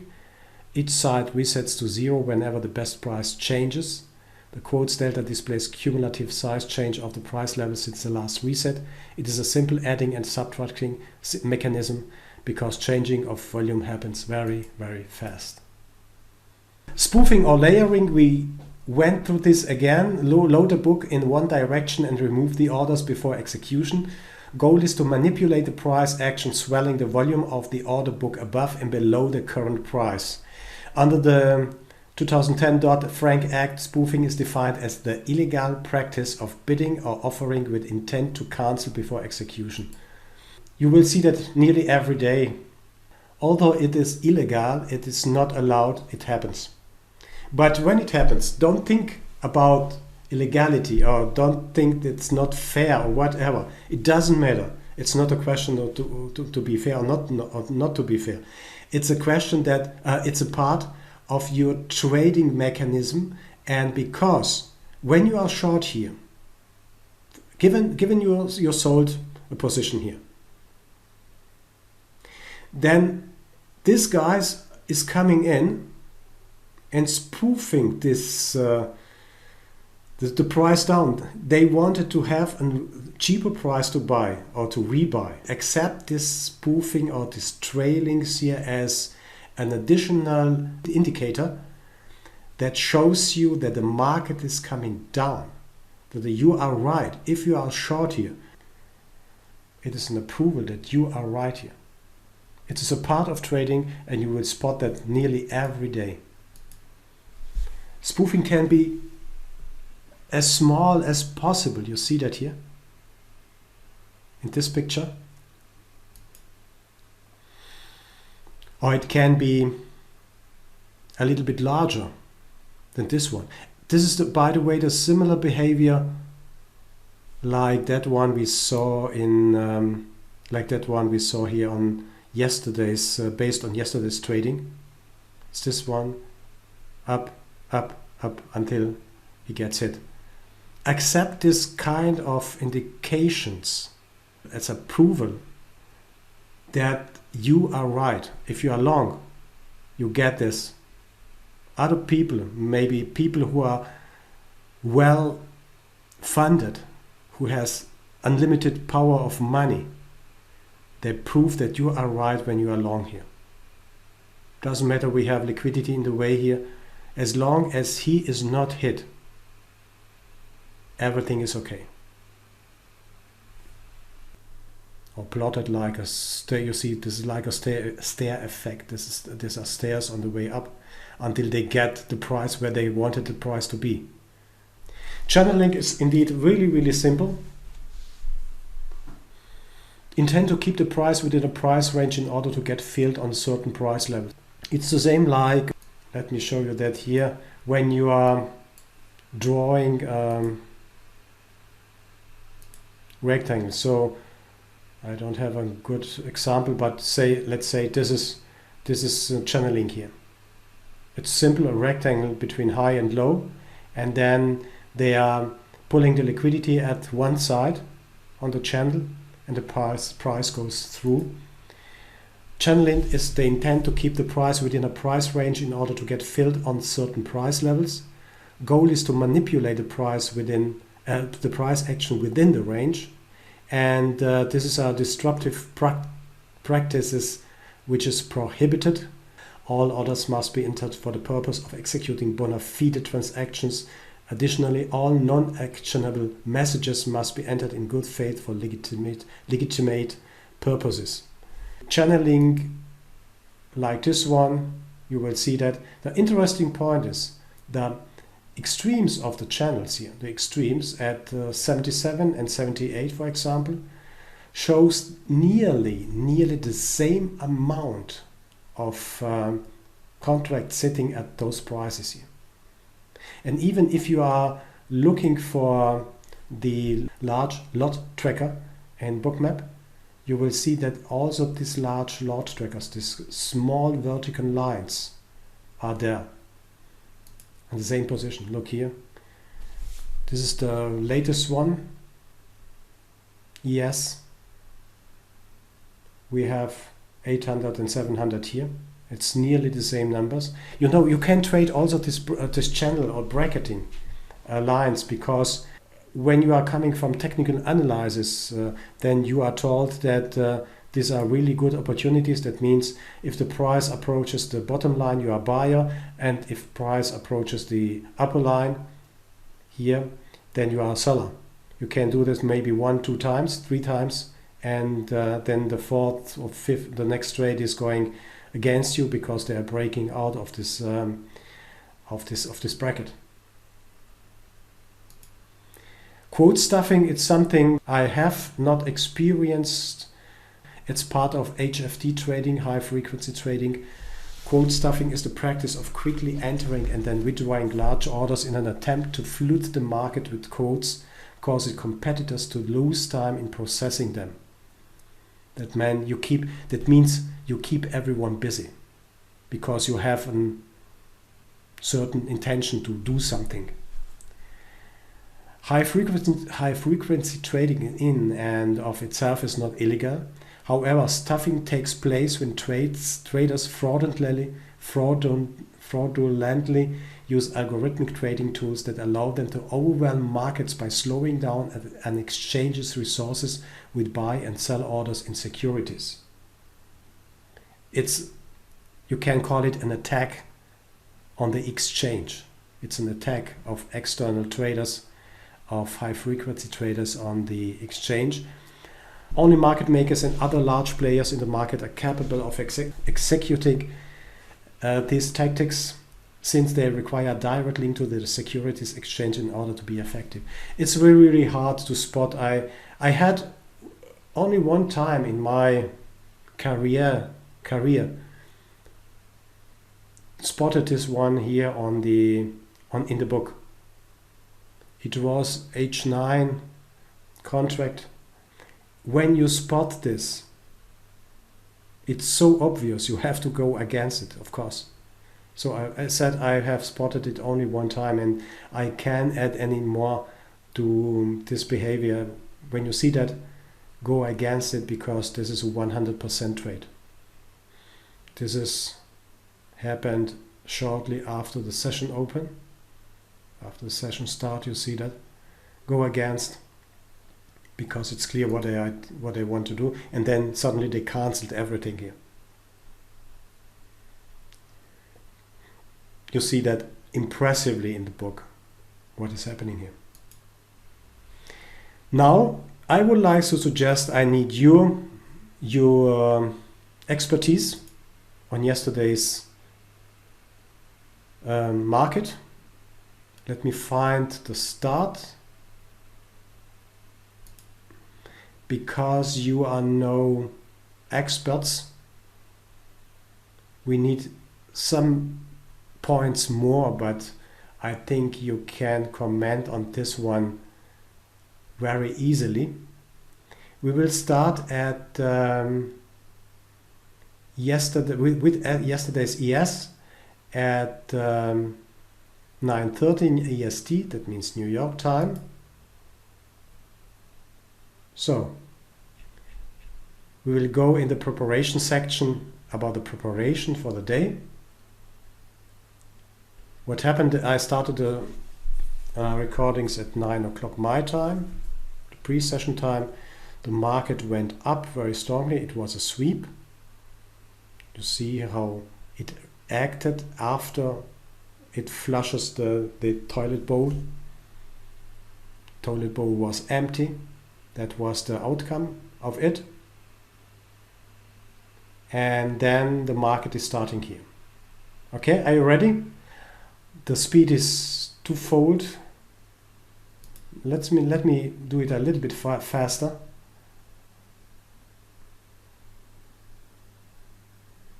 It's 4 minutes before the open.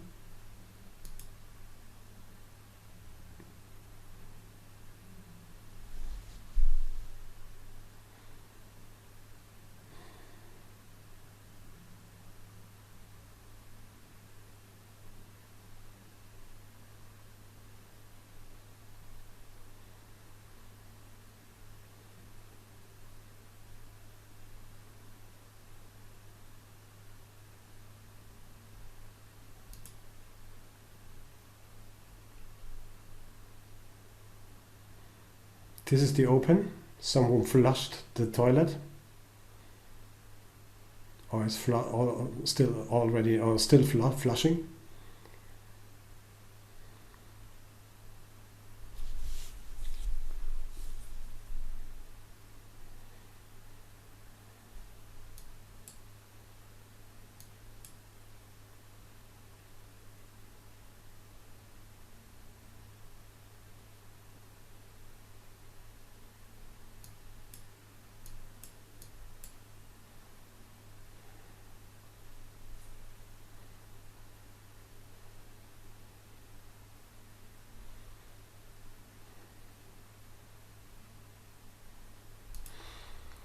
Liquidity acts as a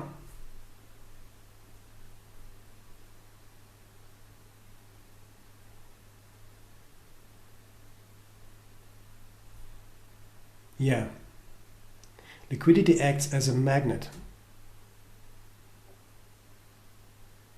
So the price started, it drops heavily down to this area 23.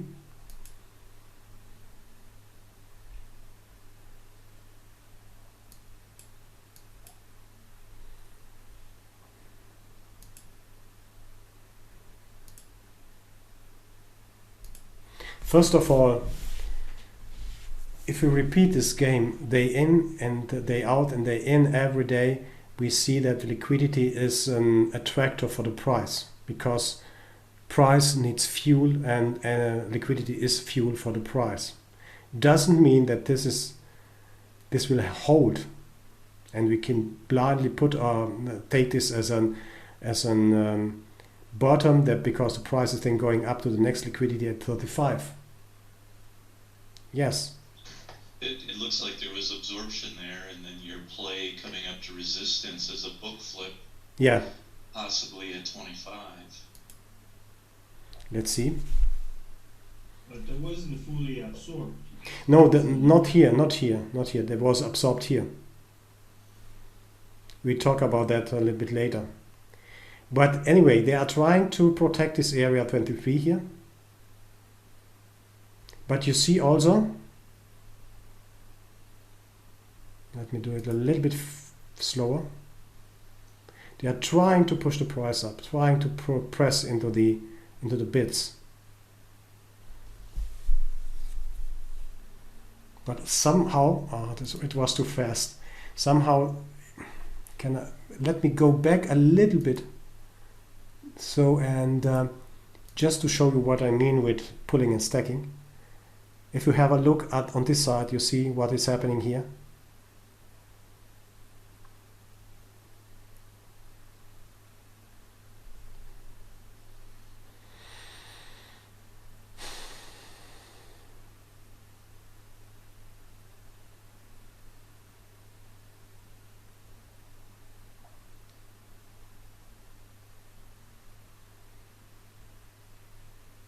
You can trace this one really where either you have working with jigsaw or other domes. It's not traceable with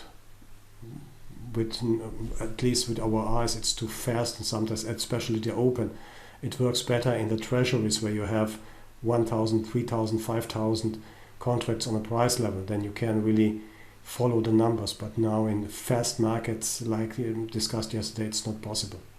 Let's do it a little bit faster. It's not what I wanted to show you, but the market is clearly down. So it's attracting again this 23 level.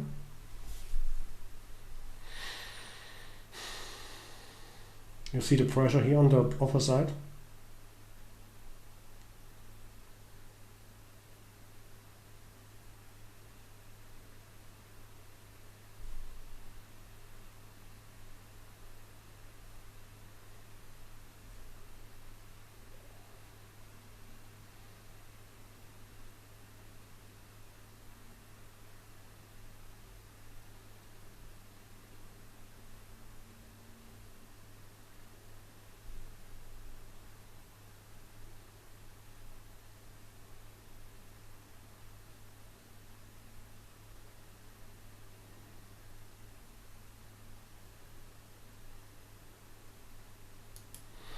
Is this a good point to go long or to buy?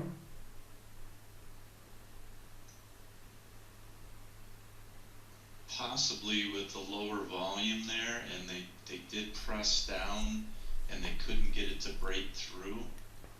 But I see more liquidity coming in on the bottom levels, like 20 and then 19 and then down at 17. So it would probably be a scalp versus, unless you started seeing people coming in underneath. Yeah.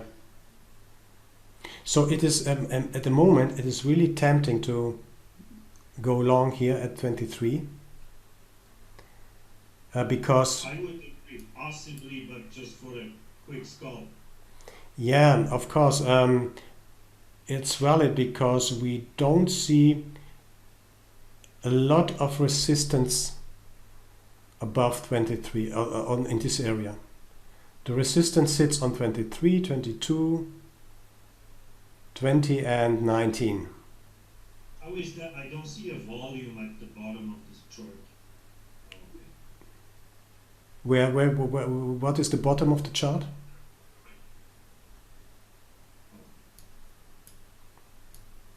So it is, yes, it is of course tempting because you have two indications. We have a strong liquidity here and we have a positive number in the delta column. Let's see, let's further see what is going to happen. Strong numbers up, supporting the up move.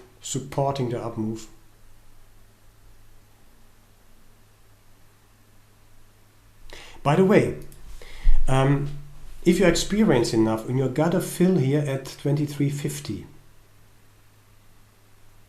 then you are in green here. By that means you are in profit. So so as far as I know myself, I wouldn't keep my position with 3 points stop. I would like to be very, very tight with my stop here. Maybe 22.50, something like that. Because everything can snap back extremely fast. So yes, it was because we have an indication, we have a good support here. We have a pressure up on the delta. Everything was working in our favor at that point here. And you see that we are in green. Everything is fine. And the next level,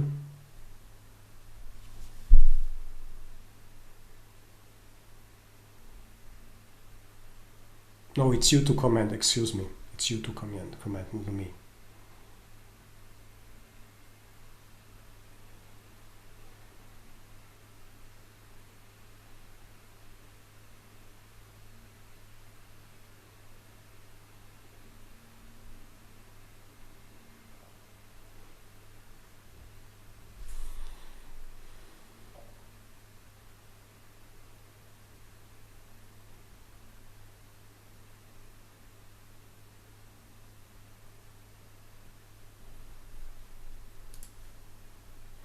Can you see what is happening on this side? At 23 and 3/4, 23.75. Can you please comment that one?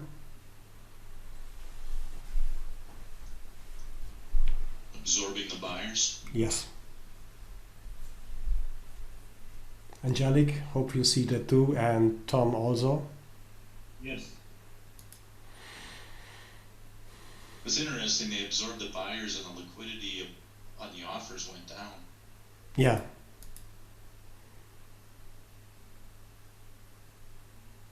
Coming back, fighting this area again. You know, at that moment when we are entering, we have several good arguments for our trade. Good support. We have the pressure to the upside. And everything is absolutely nice, absolutely right, analyzed. That means we did it right. We got hopefully a fill somewhere here around 23.50 or 75, doesn't matter. And let me say, on other days, everything is fine. We did everything in the right manner. Everything is great. And on some days, it touches this level. It flows around this price area and then goes up and jumps up to the next level. 27 is advertising here, and let's see, maybe 35, 37. It goes straight ahead to 10 points up. Everything is fine, and that's what I'm saying. It's luck in trading, because we do everything right here, but the price does not prove us right, or the market doesn't prove that we are right. And by the way, we had, look here, the market is the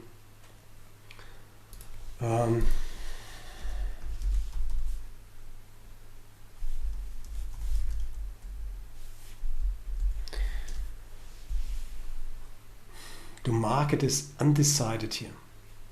You see that by polling 23.50 and polling 24 even. You see that? Paul here, nobody wants to make business with me, and asking for 23.50. No one wants to trade with me. That means this is undecision. This is an undecided market for few seconds, very few minutes, because nothing is happening here.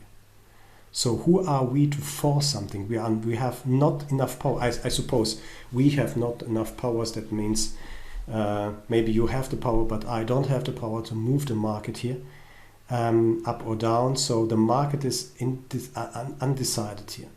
See that? There's no decision for the market, either to trade 24 even or to trade 23.50.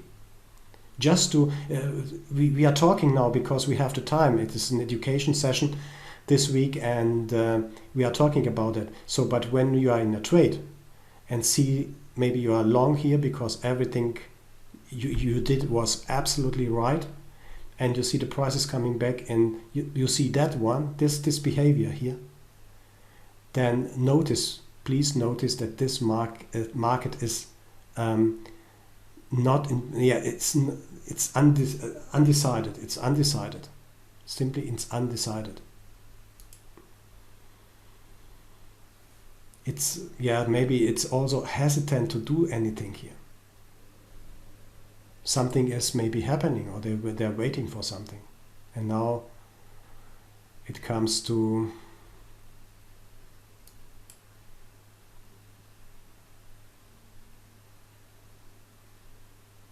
still need more power to eat all these bits here.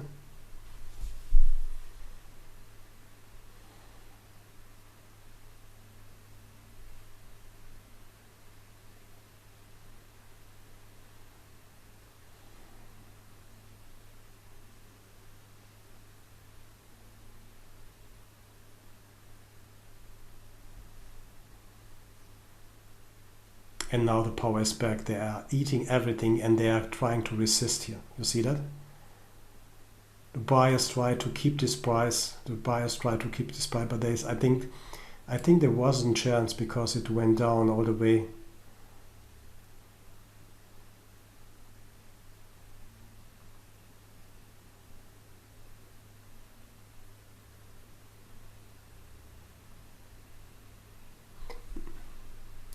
How do you call this one? This behavior here at 23.75. Let me go 1 second back. They were coming down on the offers. They were pushing it down or spoofing. Let me try to find the point.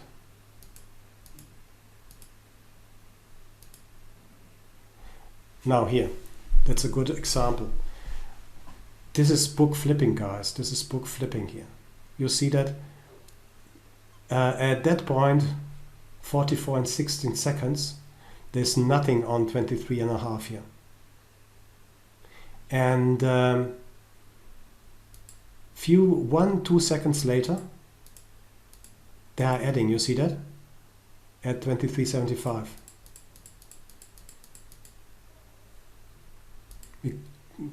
We call it the book flipping because they're trying to put, you see how dark it becomes, or darker.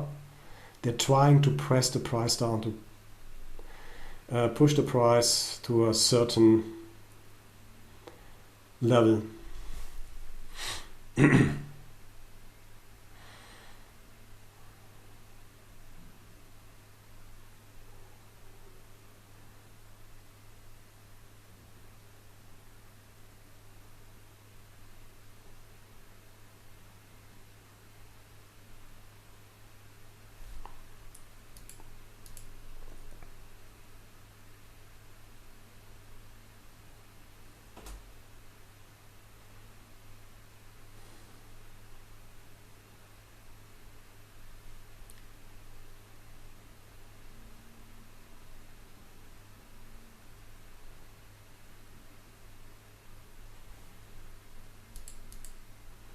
Anyway, look at the offer side here. No, not now, it was before.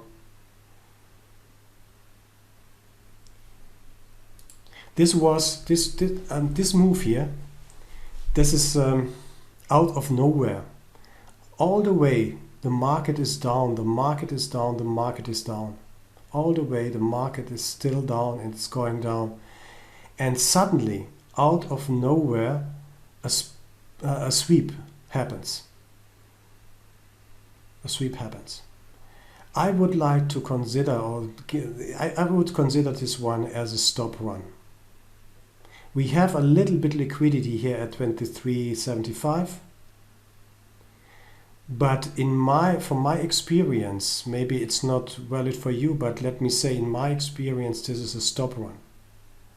And if you see that and you are concentrating on the market in the first minutes when the market opens, you see that how should we treat sweeps, or how should we trade sweeps? Against them. Yes. Yes. Yes, against them. So if it happens, don't fall in love with a move here and think, yeah, okay, that it's going further up. No, we have to go against them. Please keep in mind. We will discuss it a little, sometimes more here. It's in my opinion, and I could be wrong. It's the weak shorts are getting taken out. Yes. From that indecision area at 23.75. Absolutely. Yes, that's my thought too. So if you are maybe the first one, because we don't know what happens here today, yesterday when we are long here, we have to be very concentrated on managing our trade here. I don't feel comfortable when this is going again against me. So even if it can happen if you are in and then go out, break even, for example, 1 or 2 ticks minus, if this is your style of trading, or if you think this is going further up and retesting this area. But if it hits the 3 or 4 ticks, you have to be out of them, of this trade. Doesn't matter. It happens. We can't prevent that it goes against us. This retesting that. But I'm very, very cautious with such moves. I would like to see that it goes 3 points up or 2 points up, then retracing, let me say 50%, and I'm still on my tight stop, maybe on break even, taking partials so that I'm not in jeopardy here. So as you said, they are trying to stop out weak traders here. That's my impression too. There's no guarantee that this is right what we are talking about, about this explanation, but I think the same way. Yes. Yeah, but this is also our first 15 minutes after the market opens, yes? Yes.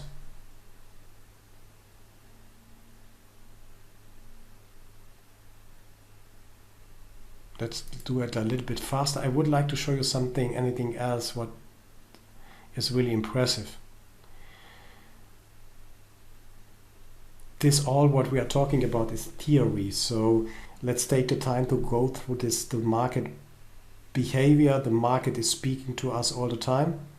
But I wanted to show you something. Now the market is down, so you are not in the position because you are not sure what is going on, or you say to you, okay, the first 10-15 minutes I'm not trading. That's absolutely okay, because on some days they are trading only 2-3 points up and down until they are clearing their inventories and finding a direction. But what I wanted to point at, I don't know, we will see it in a moment, hopefully. I can't. There's a serious book flip right there. Yes, absolutely. Look here, 500 on 22.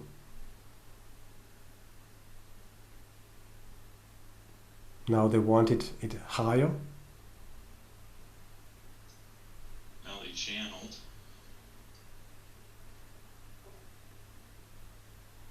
But look what is happening here.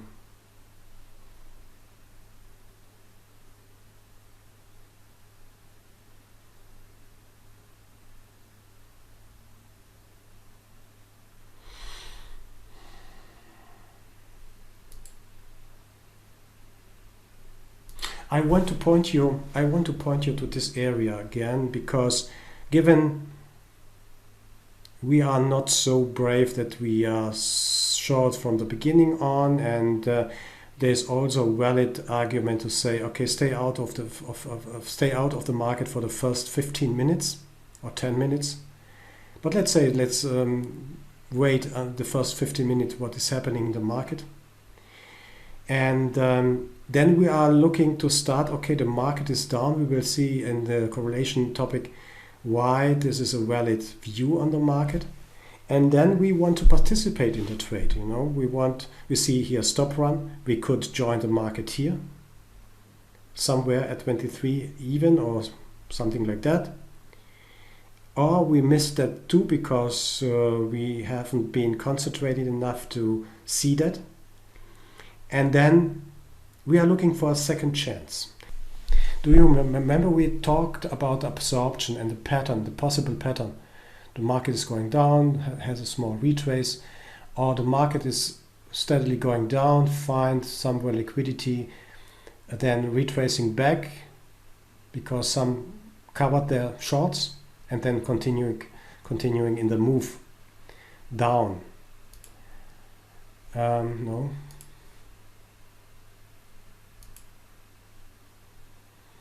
Remember this foil and have a look at this area at 23.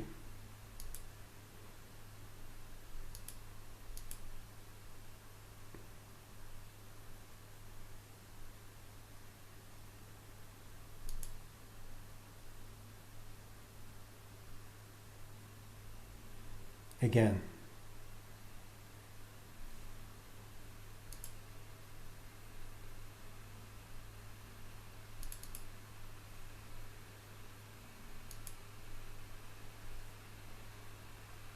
Oh, that was too fast. That was simply too fast. I'm sorry for that. I missed that one. It is not the best example, but what I wanted to point at is when we... Let's go back here to 53.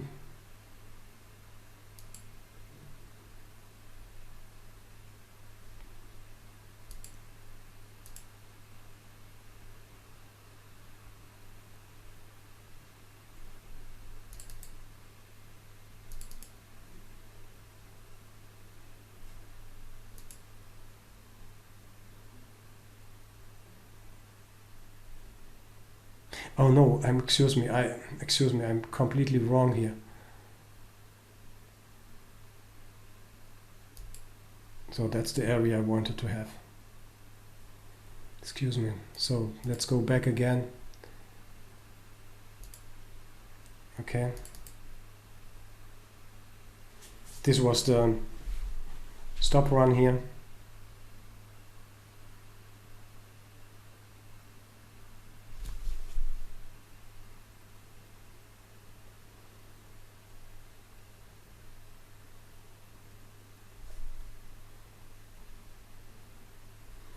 You see how they are resisting that? This was an absorption. Here. This is the absorption. This is the huge traded volume at 2075. And let me show you that, what I mean. This is this one here.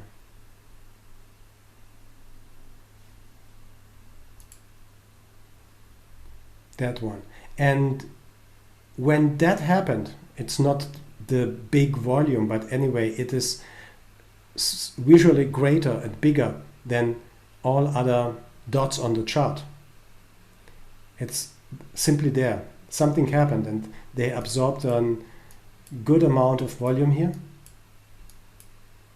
500, 600. And then suddenly the upper side, 22 and 23, is coming up. But it didn't give us a chance, or gave us a chance yesterday, to trade against this level.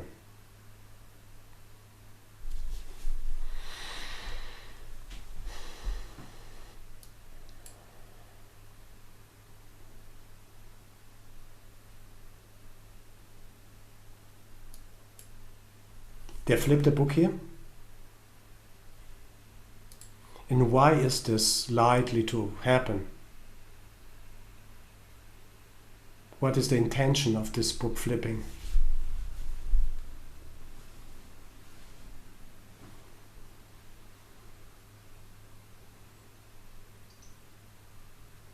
Well, they've trapped some shorts down there. Yeah, and they're showing the intention to support the up move. So it's the intention of these guys here to show, look, they're adding 5, maybe you see that here. Let me see whether I can zoom in better. Look here at 21.25 here. You see that 551 at 21.25, and it seems that this is in large order kept by maybe one institution or one good funded guy here. 21.25. You see that? Here's eager. I'm sure. It's only sometimes Australia. I'm sure here's eager to sell at a higher price or at a better price. Now this level is coming up, and in context of what we discussed yesterday, this absorption here, this exhaustion on that level, means the price is maybe going towards this 23. Now we should be in the position to resell. That was the question. If we miss this move down here, where should we enter? We had two opportunities. I mean, this one was absolutely obvious and clear, this one, and the second should be around this area.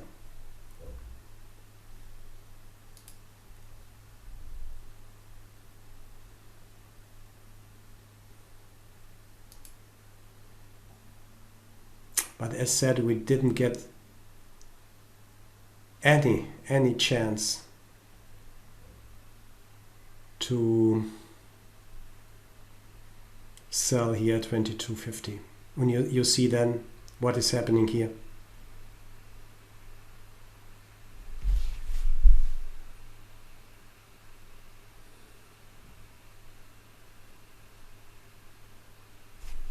How do we call that here?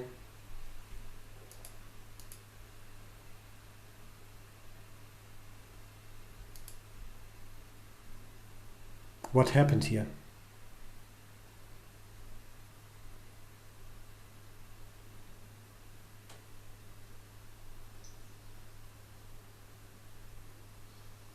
They got their fills, so they're done. They pulled.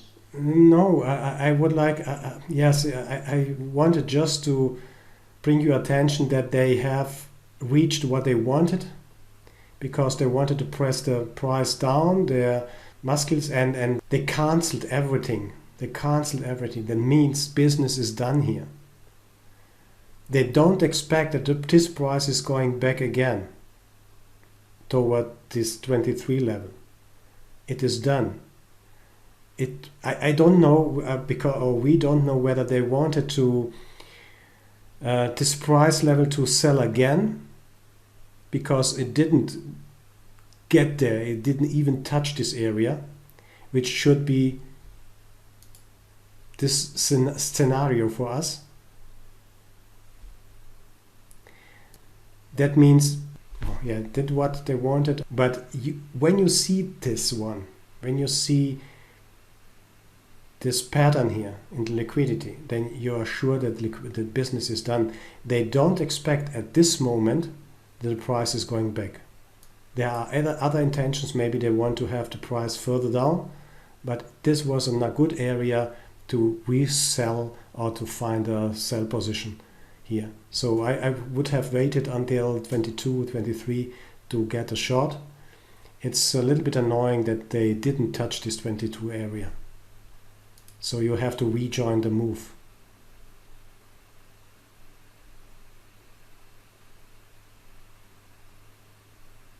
Absorption here. Small reaction on this absorbed level here. Small reaction. It is this one, this pattern.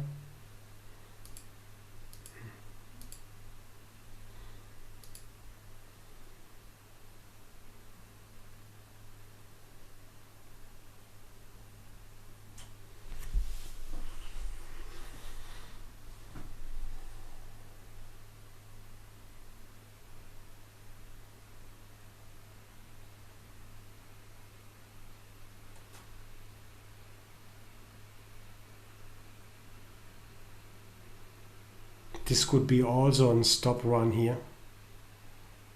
Hard to say. Let's do it a little bit faster. They are seeking liquidity here.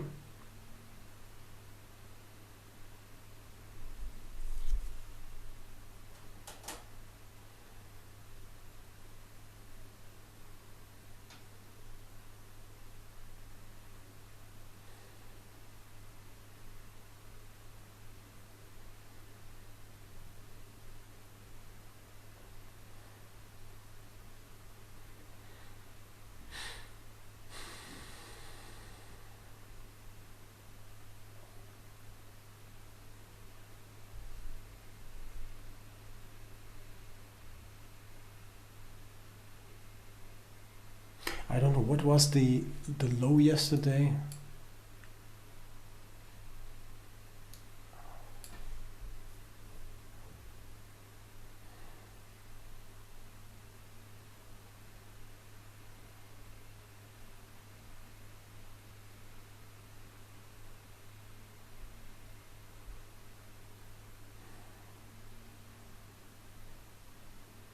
It is really a rough day to trade, but as said, according our knowledge now, we have had a position here to enter 23, and we are still trading for 4 points. 4 points here. That's really, and it's a hard trade. This is really a hard, rough ride here. We are trading from 45, roughly 45 or 45 minutes around this area here. It's really hard to see what is developing. If we are short, then the best way is to have a clear direction, and we will see in the correlation section how you can determine the direction of a market, or at least in the preparation section, preparation topic. They're flipping again here, trying to bring the price down. But anyway, when you are short 22, 23, it's hard to resist, because they are touching this 18 area. You are 4 or 5 points in profit. Then they went against you again. Then your profit gets smaller.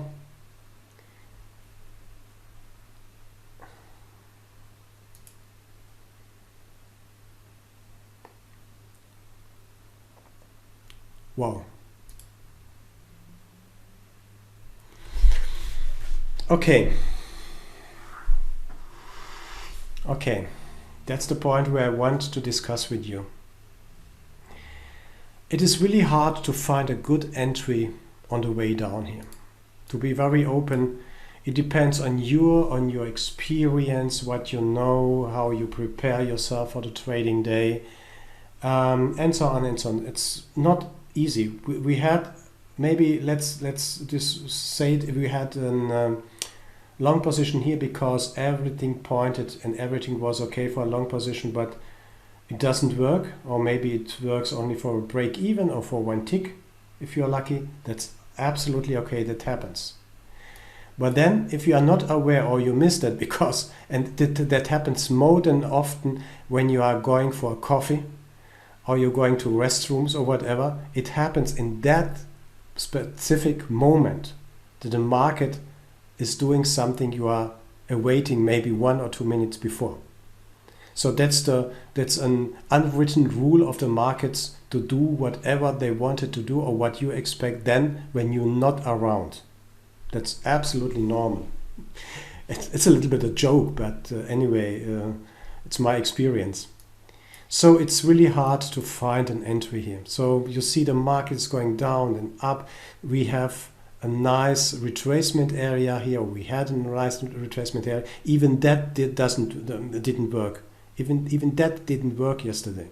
So we have been prepared to say, okay, this is the retracement area, this is my short area, 22, whatever, and my stop is 23. So I have maybe 1.5 point stop here. That's a reasonable trade. That's a good trade. Profit is maybe this area 17 here below. Didn't work because we were waiting for this one. And rejoining, it's hard. It can work. Most of the time it goes against you for some a few points. That's the real trading situation. And then colleagues, this happened. First of all, what is this? What's that here? Sweep. Absolutely. Again, I repeat myself, a sweep is a flush of toilet flush. The toilet bowl is empty. It must be refilled. And it indicates a kind of capitulation. It's capitulation. I don't know whether it stops here or wherever, I don't know, but anyway, it doesn't matter. This is a sweep. What should we do with sweeps? How do we trade sweeps?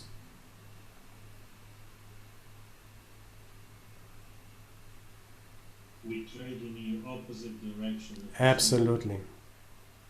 Now let me draw a rectangle here around this area. I don't know how this works, but given we are absolutely skilled and educated and experienced traders, we did it really hard here to get into this move. Maybe we are in the move and we got 2 points of the move, then it goes against us. Maybe we are stopped out. It is annoying. It is demanding. Looking this for more than 1 hour, going sideways and going further down. It's really, this is one of the trading days where trading is not fun, for sure. But then suddenly we realize this one, the sweep. And given we are ready to go long here, let's see what happens.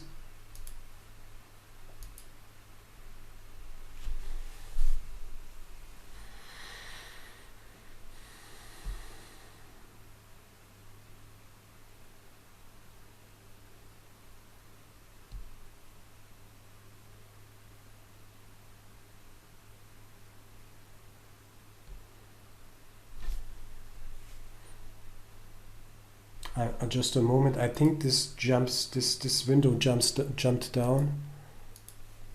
I think it was here. I think my first rectangle was here.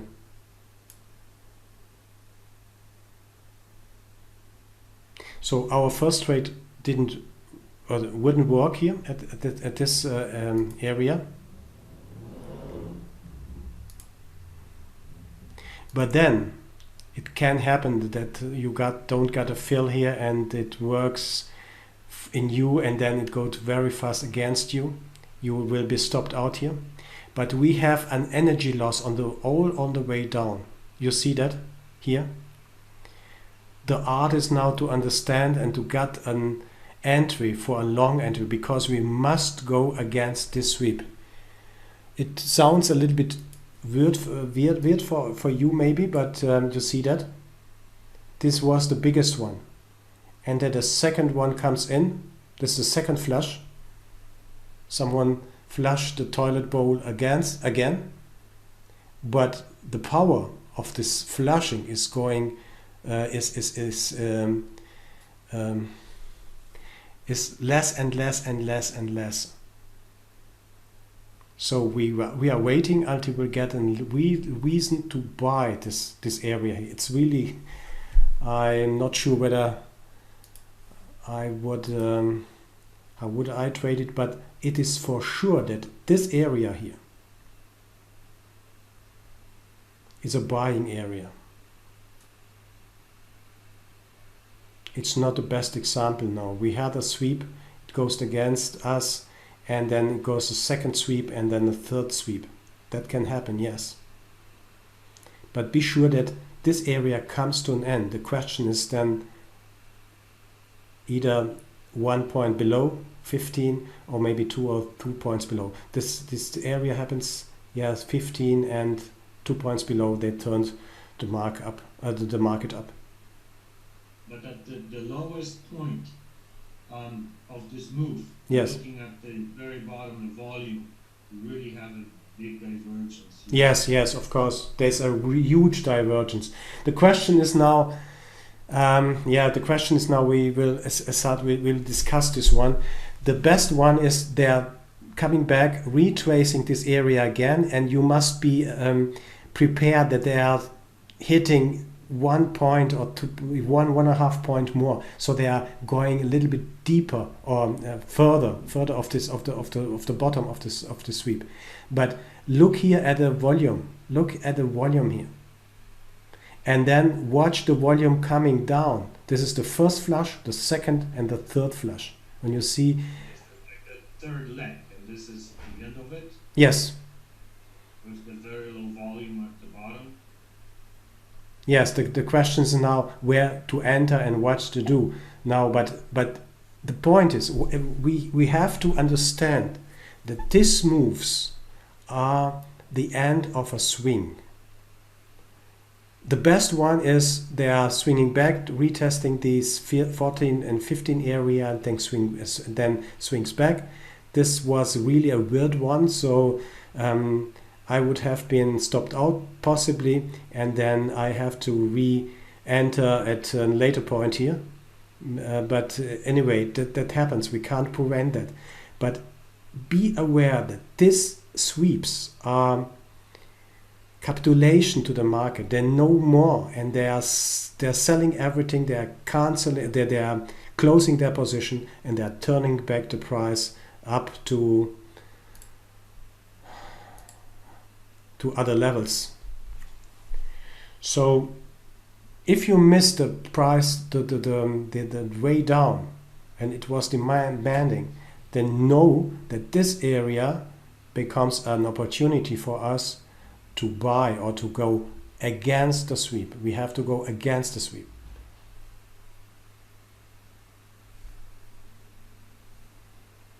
You see what is happening then when you go, maybe you get a wrong trade here, but when you reversed your trade here at 13, 14, anyway, you are good for 10 points. Then you can ride this sweep. But when this sweep happens, again, when this sweep happens, close your position as soon as you can. Please. Keep in mind, given we are here and we see the sweep, the price is going further down, it swings a little bit lower, so between 6, these are 3 points, maybe you get stopped out, but you have never go with a sweep here and here. It can stop suddenly here and reverse. But when you are long and you got the luck that the price is going your direction, you're at 19, you have 5 points in plus, in profit, and then the market sweeps, or this happens. Close your position as soon as you can. Close your position as soon as you can. Don't hope that it can happen that they are coming back again and then flushing the sweep up again and going towards 28 and 30. It can happen. But I don't recommend to wait until it retraces against you, until it goes against this 18. And then what we have discussed is following. It was a fast forward replay here. But look at this guy here. I'm sure you will see that on your own when you are trading next week, or when you are observing the market next week and next weeks and month. Then you will see that this guy is supporting you the way up. We have capitulation here. It's a little bit rough to get a nice and good entry here, of course. That's normal sometimes. But then you see these guys here coming up. So you are long, you wait patiently, you trail your stops, and this is coming up. And yes, you see that, you recognize it at the moment. Wait, we talked about there's someone who is supporting my idea. Then you know you're on the right side, and take his stops. You trail his stops here. And that's the beauty of the system, you know. You can use his stops here, or his levels, or these levels as your stops. Trail your stops to 17, trail your stops to 18, and then he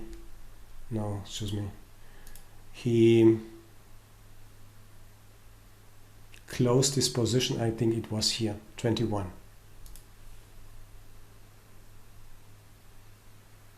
That's the way we are trading that, and we don't need any artificial systems. We don't need any automatic systems or whatever. We don't anything in this on candle charts, because everything, even the live trailing stop, is shown on the chart here. And if you can look here, close your position at 21, 22. So given this is a losing trade here somewhere, because it shakes us through, and we are again, we must be stubborn. You know, we must resist to go with the sweep. It's hard. I know it's hard, but we must resist. We have to look for the opposite trade and see what is really happening. And given we are long here somewhere, then we are good for 4 or 5 points. That brings us in profit again. And when we see this, close your position market as soon as you can.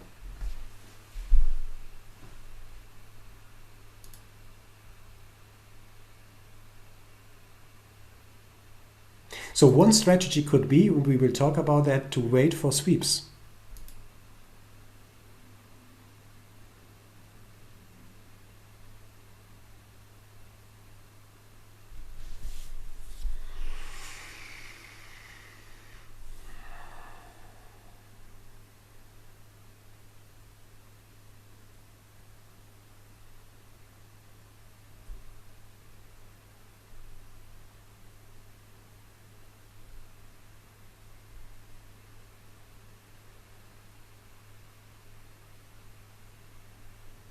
Wait for sweeps.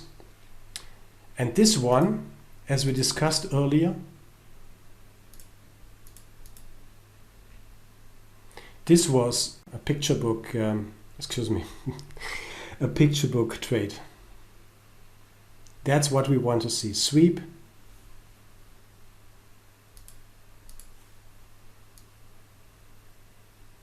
and a retest.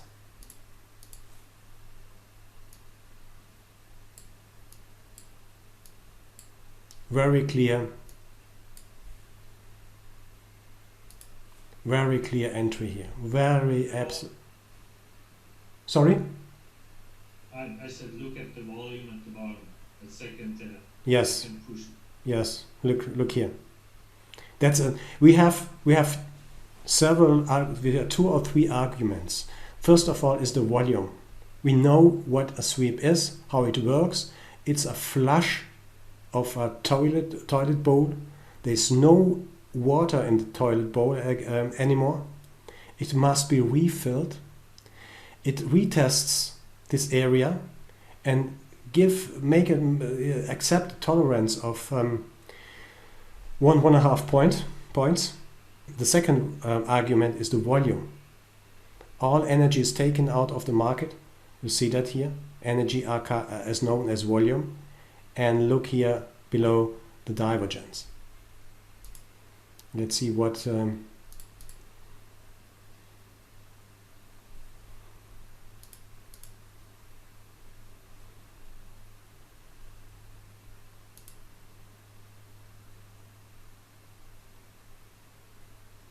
support from the book, supporting that without any mercy. They are supporting it. You see that, you see this short-term high liquidity, short-term high liquidity here. You see that, how they are supporting the move.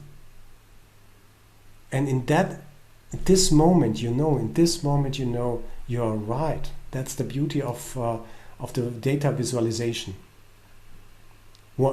Given you understand what is really happening here, of course. Walter, I was thinking about, from a couple days ago, the long-term high liquidity and the short-term high liquidity. And it seems to me that the short-term high liquidity is a repellent and the long-term high liquidity is a magnet. Yes, it is. If you define the short-term high liquidity as repellent, I would like to say it is supportive. So I mean, I know what you mean. It is supportive. The short-term high liquidity is supporting. You can also say it's repellent because the price bounces off this area here. I think you mean this. I could understand it both ways for sure. Sorry? Yeah, I would agree that it's supportive. Yes, I would agree with that. If you like to say repellent, that's okay, because the price comes to this short-term high liquidity and bounces off here, bounces off here. So it's like the south pole of a magnet, and this is the north pole, and they're bouncing off these poles, or it's repellent or it's supportive. Choose what you want. It's not important just to know that this short-term liquidity is an push to the price to a certain high, long-term high liquidity level. That means we have one here, or was here sitting. We have definitely at 24 one long-term high liquidity sitting, 25 for example here. Yes, but it's the same. I know what you mean. If you want to describe it that way, absolutely.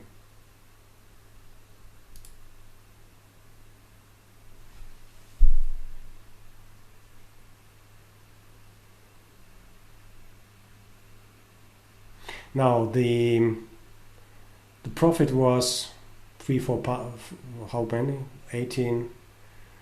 20, 3 points here.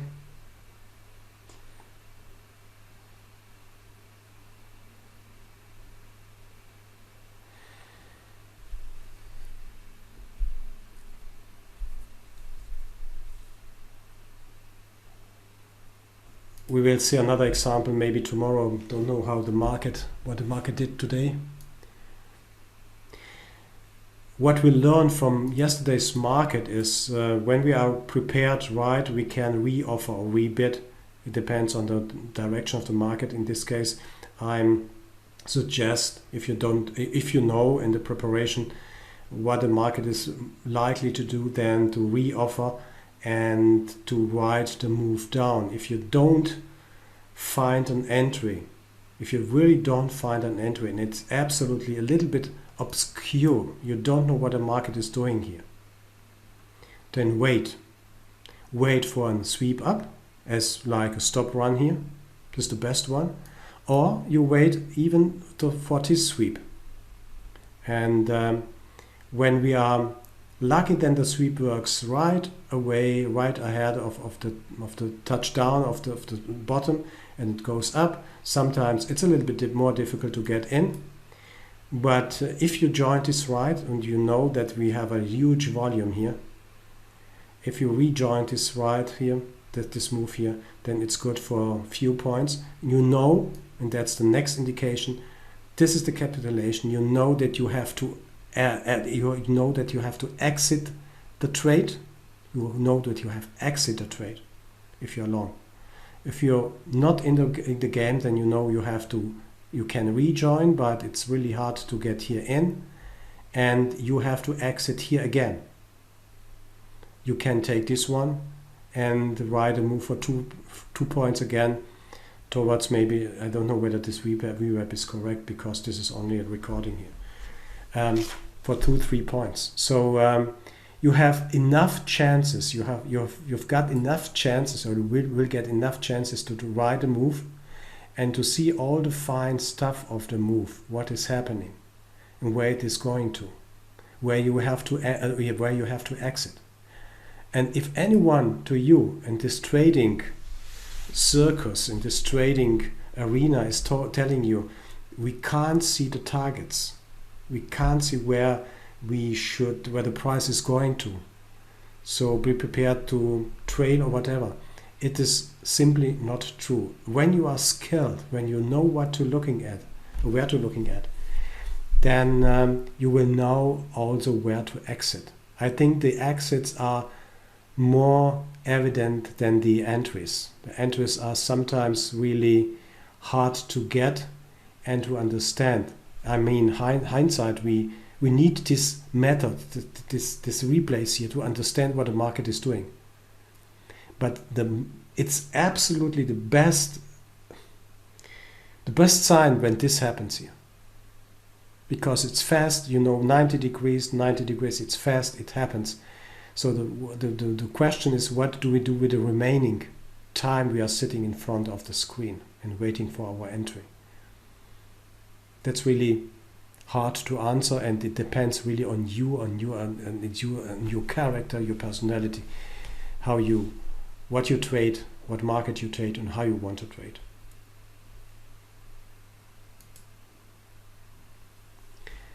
What I would like to do now is go through the order book visualization. We did it all the time. I would like to mention it and to finish the day with a quiz. We are now here in the left part of the syllabus here, bookmap organization and data. Order book visualization with bookmap. Why visualization? Advantages of limit order book visualization. Bookmap design and setup, bid ask, liquidity level, time slices, macro and micro view and settings. I think you agree with me that data visualization makes the trading or the analysis of incoming data, especially in trading, as well as in other sciences, for example, whether data analyzation, data visualization happens all over the world in the science and so on. But in trading, it's not so common. It is really uncommon. It comes more and more up. You will see software which is providing liquidity levels, for example, and so on. Footprint software is doing that nowadays also. But data visualization depends, as we will see, on data feeds and the quality of the data you are receiving, and only good data can be analyzed and can be presented to you. So you can make decisions, or we can only make good decisions based on the incoming data, on the quality of data, and that's absolutely important. It's paramount. It's absolutely paramount that we have the best datas and the best quality of data to understand what the market is doing. So the data visualization allows us to structure, evaluate, and better comprehend the meaning of display data, define terms for a common language, develop rules based on the defined language, and act accordingly across all platforms. So what we are talking here, I'm using the ES Mini, but you can use the same rules. You can make the variations of these rules up to your trading style as you want. But the language, what we have learned here, the nouns, liquidity, absorption, exhaustion, and the verbs like book flipping, spoofing, channeling, bracketing, and so on, this is common for every dual auction market. For every market on the earth you are trading, either in US, in Europe, in Asia, wherever you are trading, as long as you get the best data quality you can get. That means not only 5 price levels, not only 10 price levels, but any price levels who are indicated in the book, in the exchange. You can then the best understand and analyze based on that what we have learned here, what the market is doing. When you are trading and not using Rhythmic or the X feed, we'll talk in the very briefly in the data feed section. If you are using CQG, for example, or if you are trading Eurex, then you got only 10 to 15 price levels of data, and these data are aggregated. That means you get only samples. You get not every single data out of the from the exchange, but they are sampled. It's absolutely enough, when we are talking about such charts. When we are talking about such charts, it's absolutely enough, You don't need to have high quality data to plot a candle, because a candle has only 4 states. That means open, close, high, low, or even range course, or whatever you are trading here, bars. It's absolutely sufficient to plot a candle with 4 states for one candle.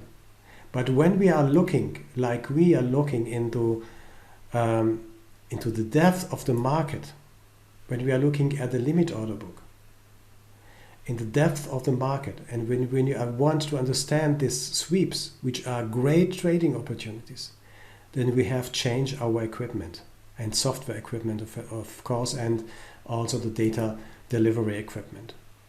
So now, when we have everything in place, we can structure, evaluate, and better comprehend the meaning of display data.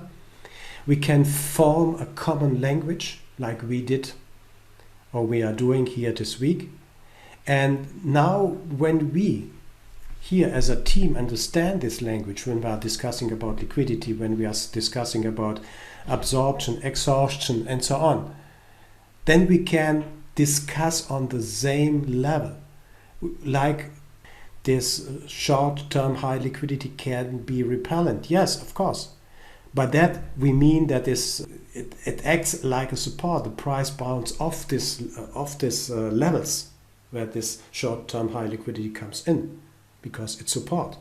But we are talking and understanding each other. We are not talking about, this is an, I don't have it here, this is for a moving average, or this is an RSI, and this is a CCI, and now the price is bouncing or coming against the CCI level or RSI level or MACD level, whatever. And when you are talking with your colleagues who are trading and they are, for example, using MACD, or they are using Ichimoku and whatever indicators, you will get at least several answers how to see and how to interpret interpret these levels here. And that's the difficulty. You have 5 people in the room and everyone sees the MACD with his own eyes. But once you have a data visualization in front of you and you have the same language, then you can start talking about strategy and methods to organize this knowledge and to organize the data first and to organize the knowledge and then derive, for example, strategies out of it. But it means we saw that everything is relative. Visualization is relative to the selected time frame. Small dot, small volume, large dot, large volume. Liquidity levels are relative. Relative to the zoom level, time level, and so on. That means we have a historical part here on the on bookmap. This is the historical part. We have the traded data here. You can also trade off bookmap directly into TradeStation, into Ninja Trader, for example, into Interactive Brokers or whatever. You can trade directly from the chart through your broker, from bookmap through your broker. And you have also the opportunity to define a depth of market and DOM here. You have also time and sales, for example. You can add time and sales to your chart here. You have an indication panel here, or indicator panel. You can write your own indicator based on Java, through which are interacting through the bookmaps APIs. And so it is organized. We will talk about cloud data, or we talked a little bit about cloud nodes, so soon cloud nodes. You can include it or automate that, but we have this historical data, traded data, and the depth of market here. This is the organization. Sorry. In this manner, this is organized.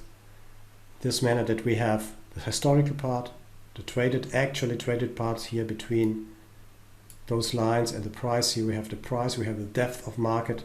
We have also indicators here sitting below, which we can use, sharp delta, cumulative data, and others. So, and everything is relative. So that is it seems that is a long-term high liquidity here at 21, but when we zoom out, it disappears suddenly. That is also valid with the dots. What I'm using here is just to show you volume dots. I'm using volume delta dots.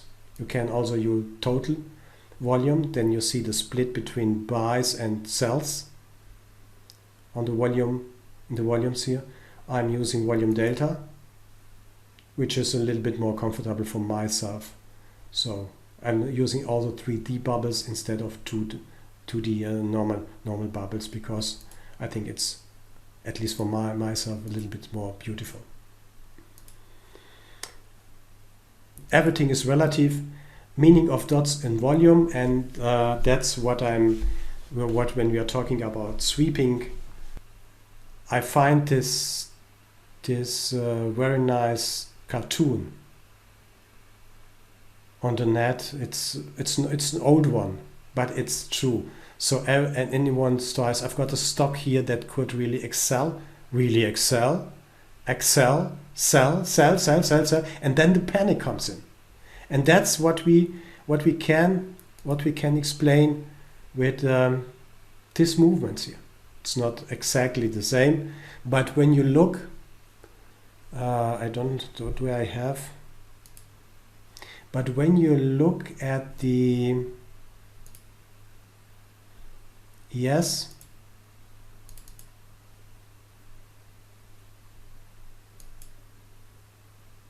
when you look at the yes, you see that, and you compare. Let me show you again. You can compare this behavior. Oh, come on.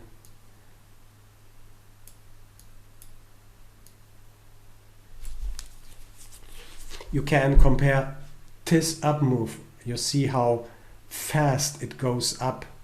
Absolutely scary, because we need a good or decent retracement pullback here. Then you can compare it to this behavior here. sell, sell, sell, then everything is in panic. Everyone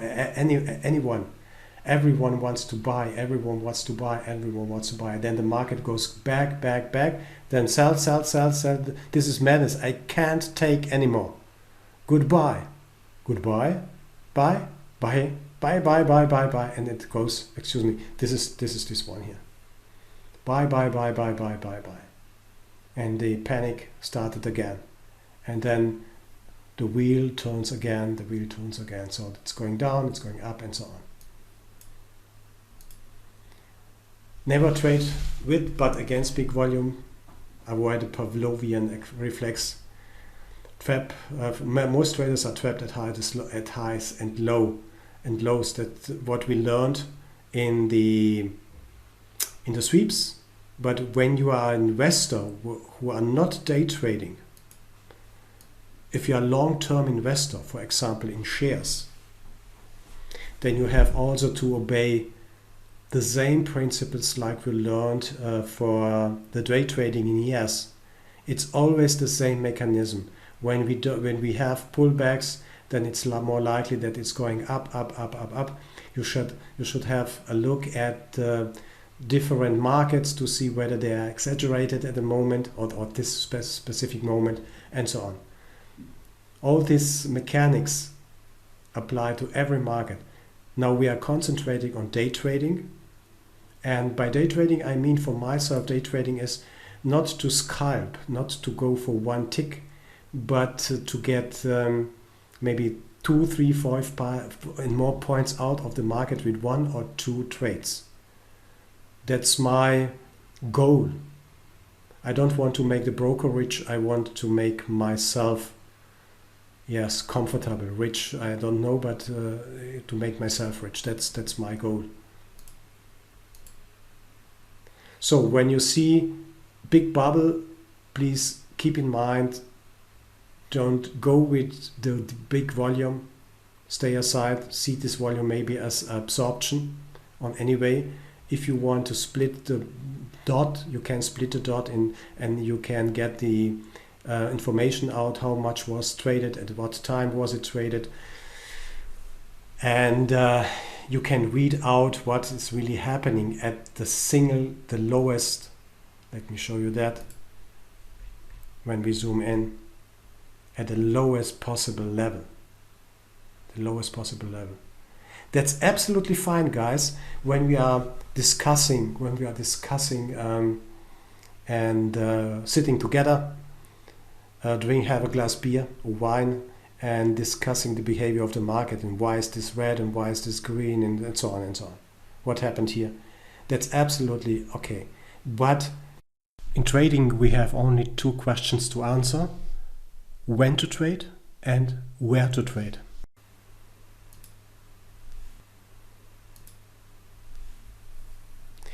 Please keep in mind that you can change, but maybe you know that you can play with the display here above and with the size of the dots. You can use a gray, black, black-white chart. You can use a blue-yellow chart. And also you can use a blue-red chart here, background. And it depends on your, that's an, what you want. Yes, it depends on you, what you like, what colors you like. It's not so much to select, but if you want to play around, you can do that. Also you see, when you tick, when you go with your cursor here, you see also the volumes displayed in the time stamp and volume and what happened. So you don't need to have the data tooltip on. You can also, if you are interested in this bubble here and this dot here, you can point at it and you see the information here in the information center.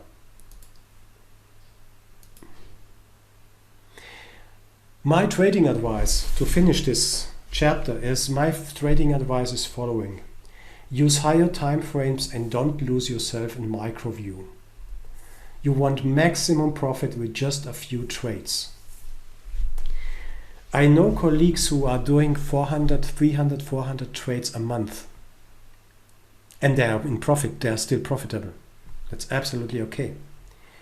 It's not my, as said, it's not my goal. I would like to do 4, 5, 6 trades a day and end up with 5 to 10 points a day. Sometimes it works fabulous and great. Sometimes it's a little bit harder, like yesterday, for example. I'm sure it would be yesterday. I recommend to use higher time frames and don't lose yourself in microview because you want maximum profit with just few trades. That means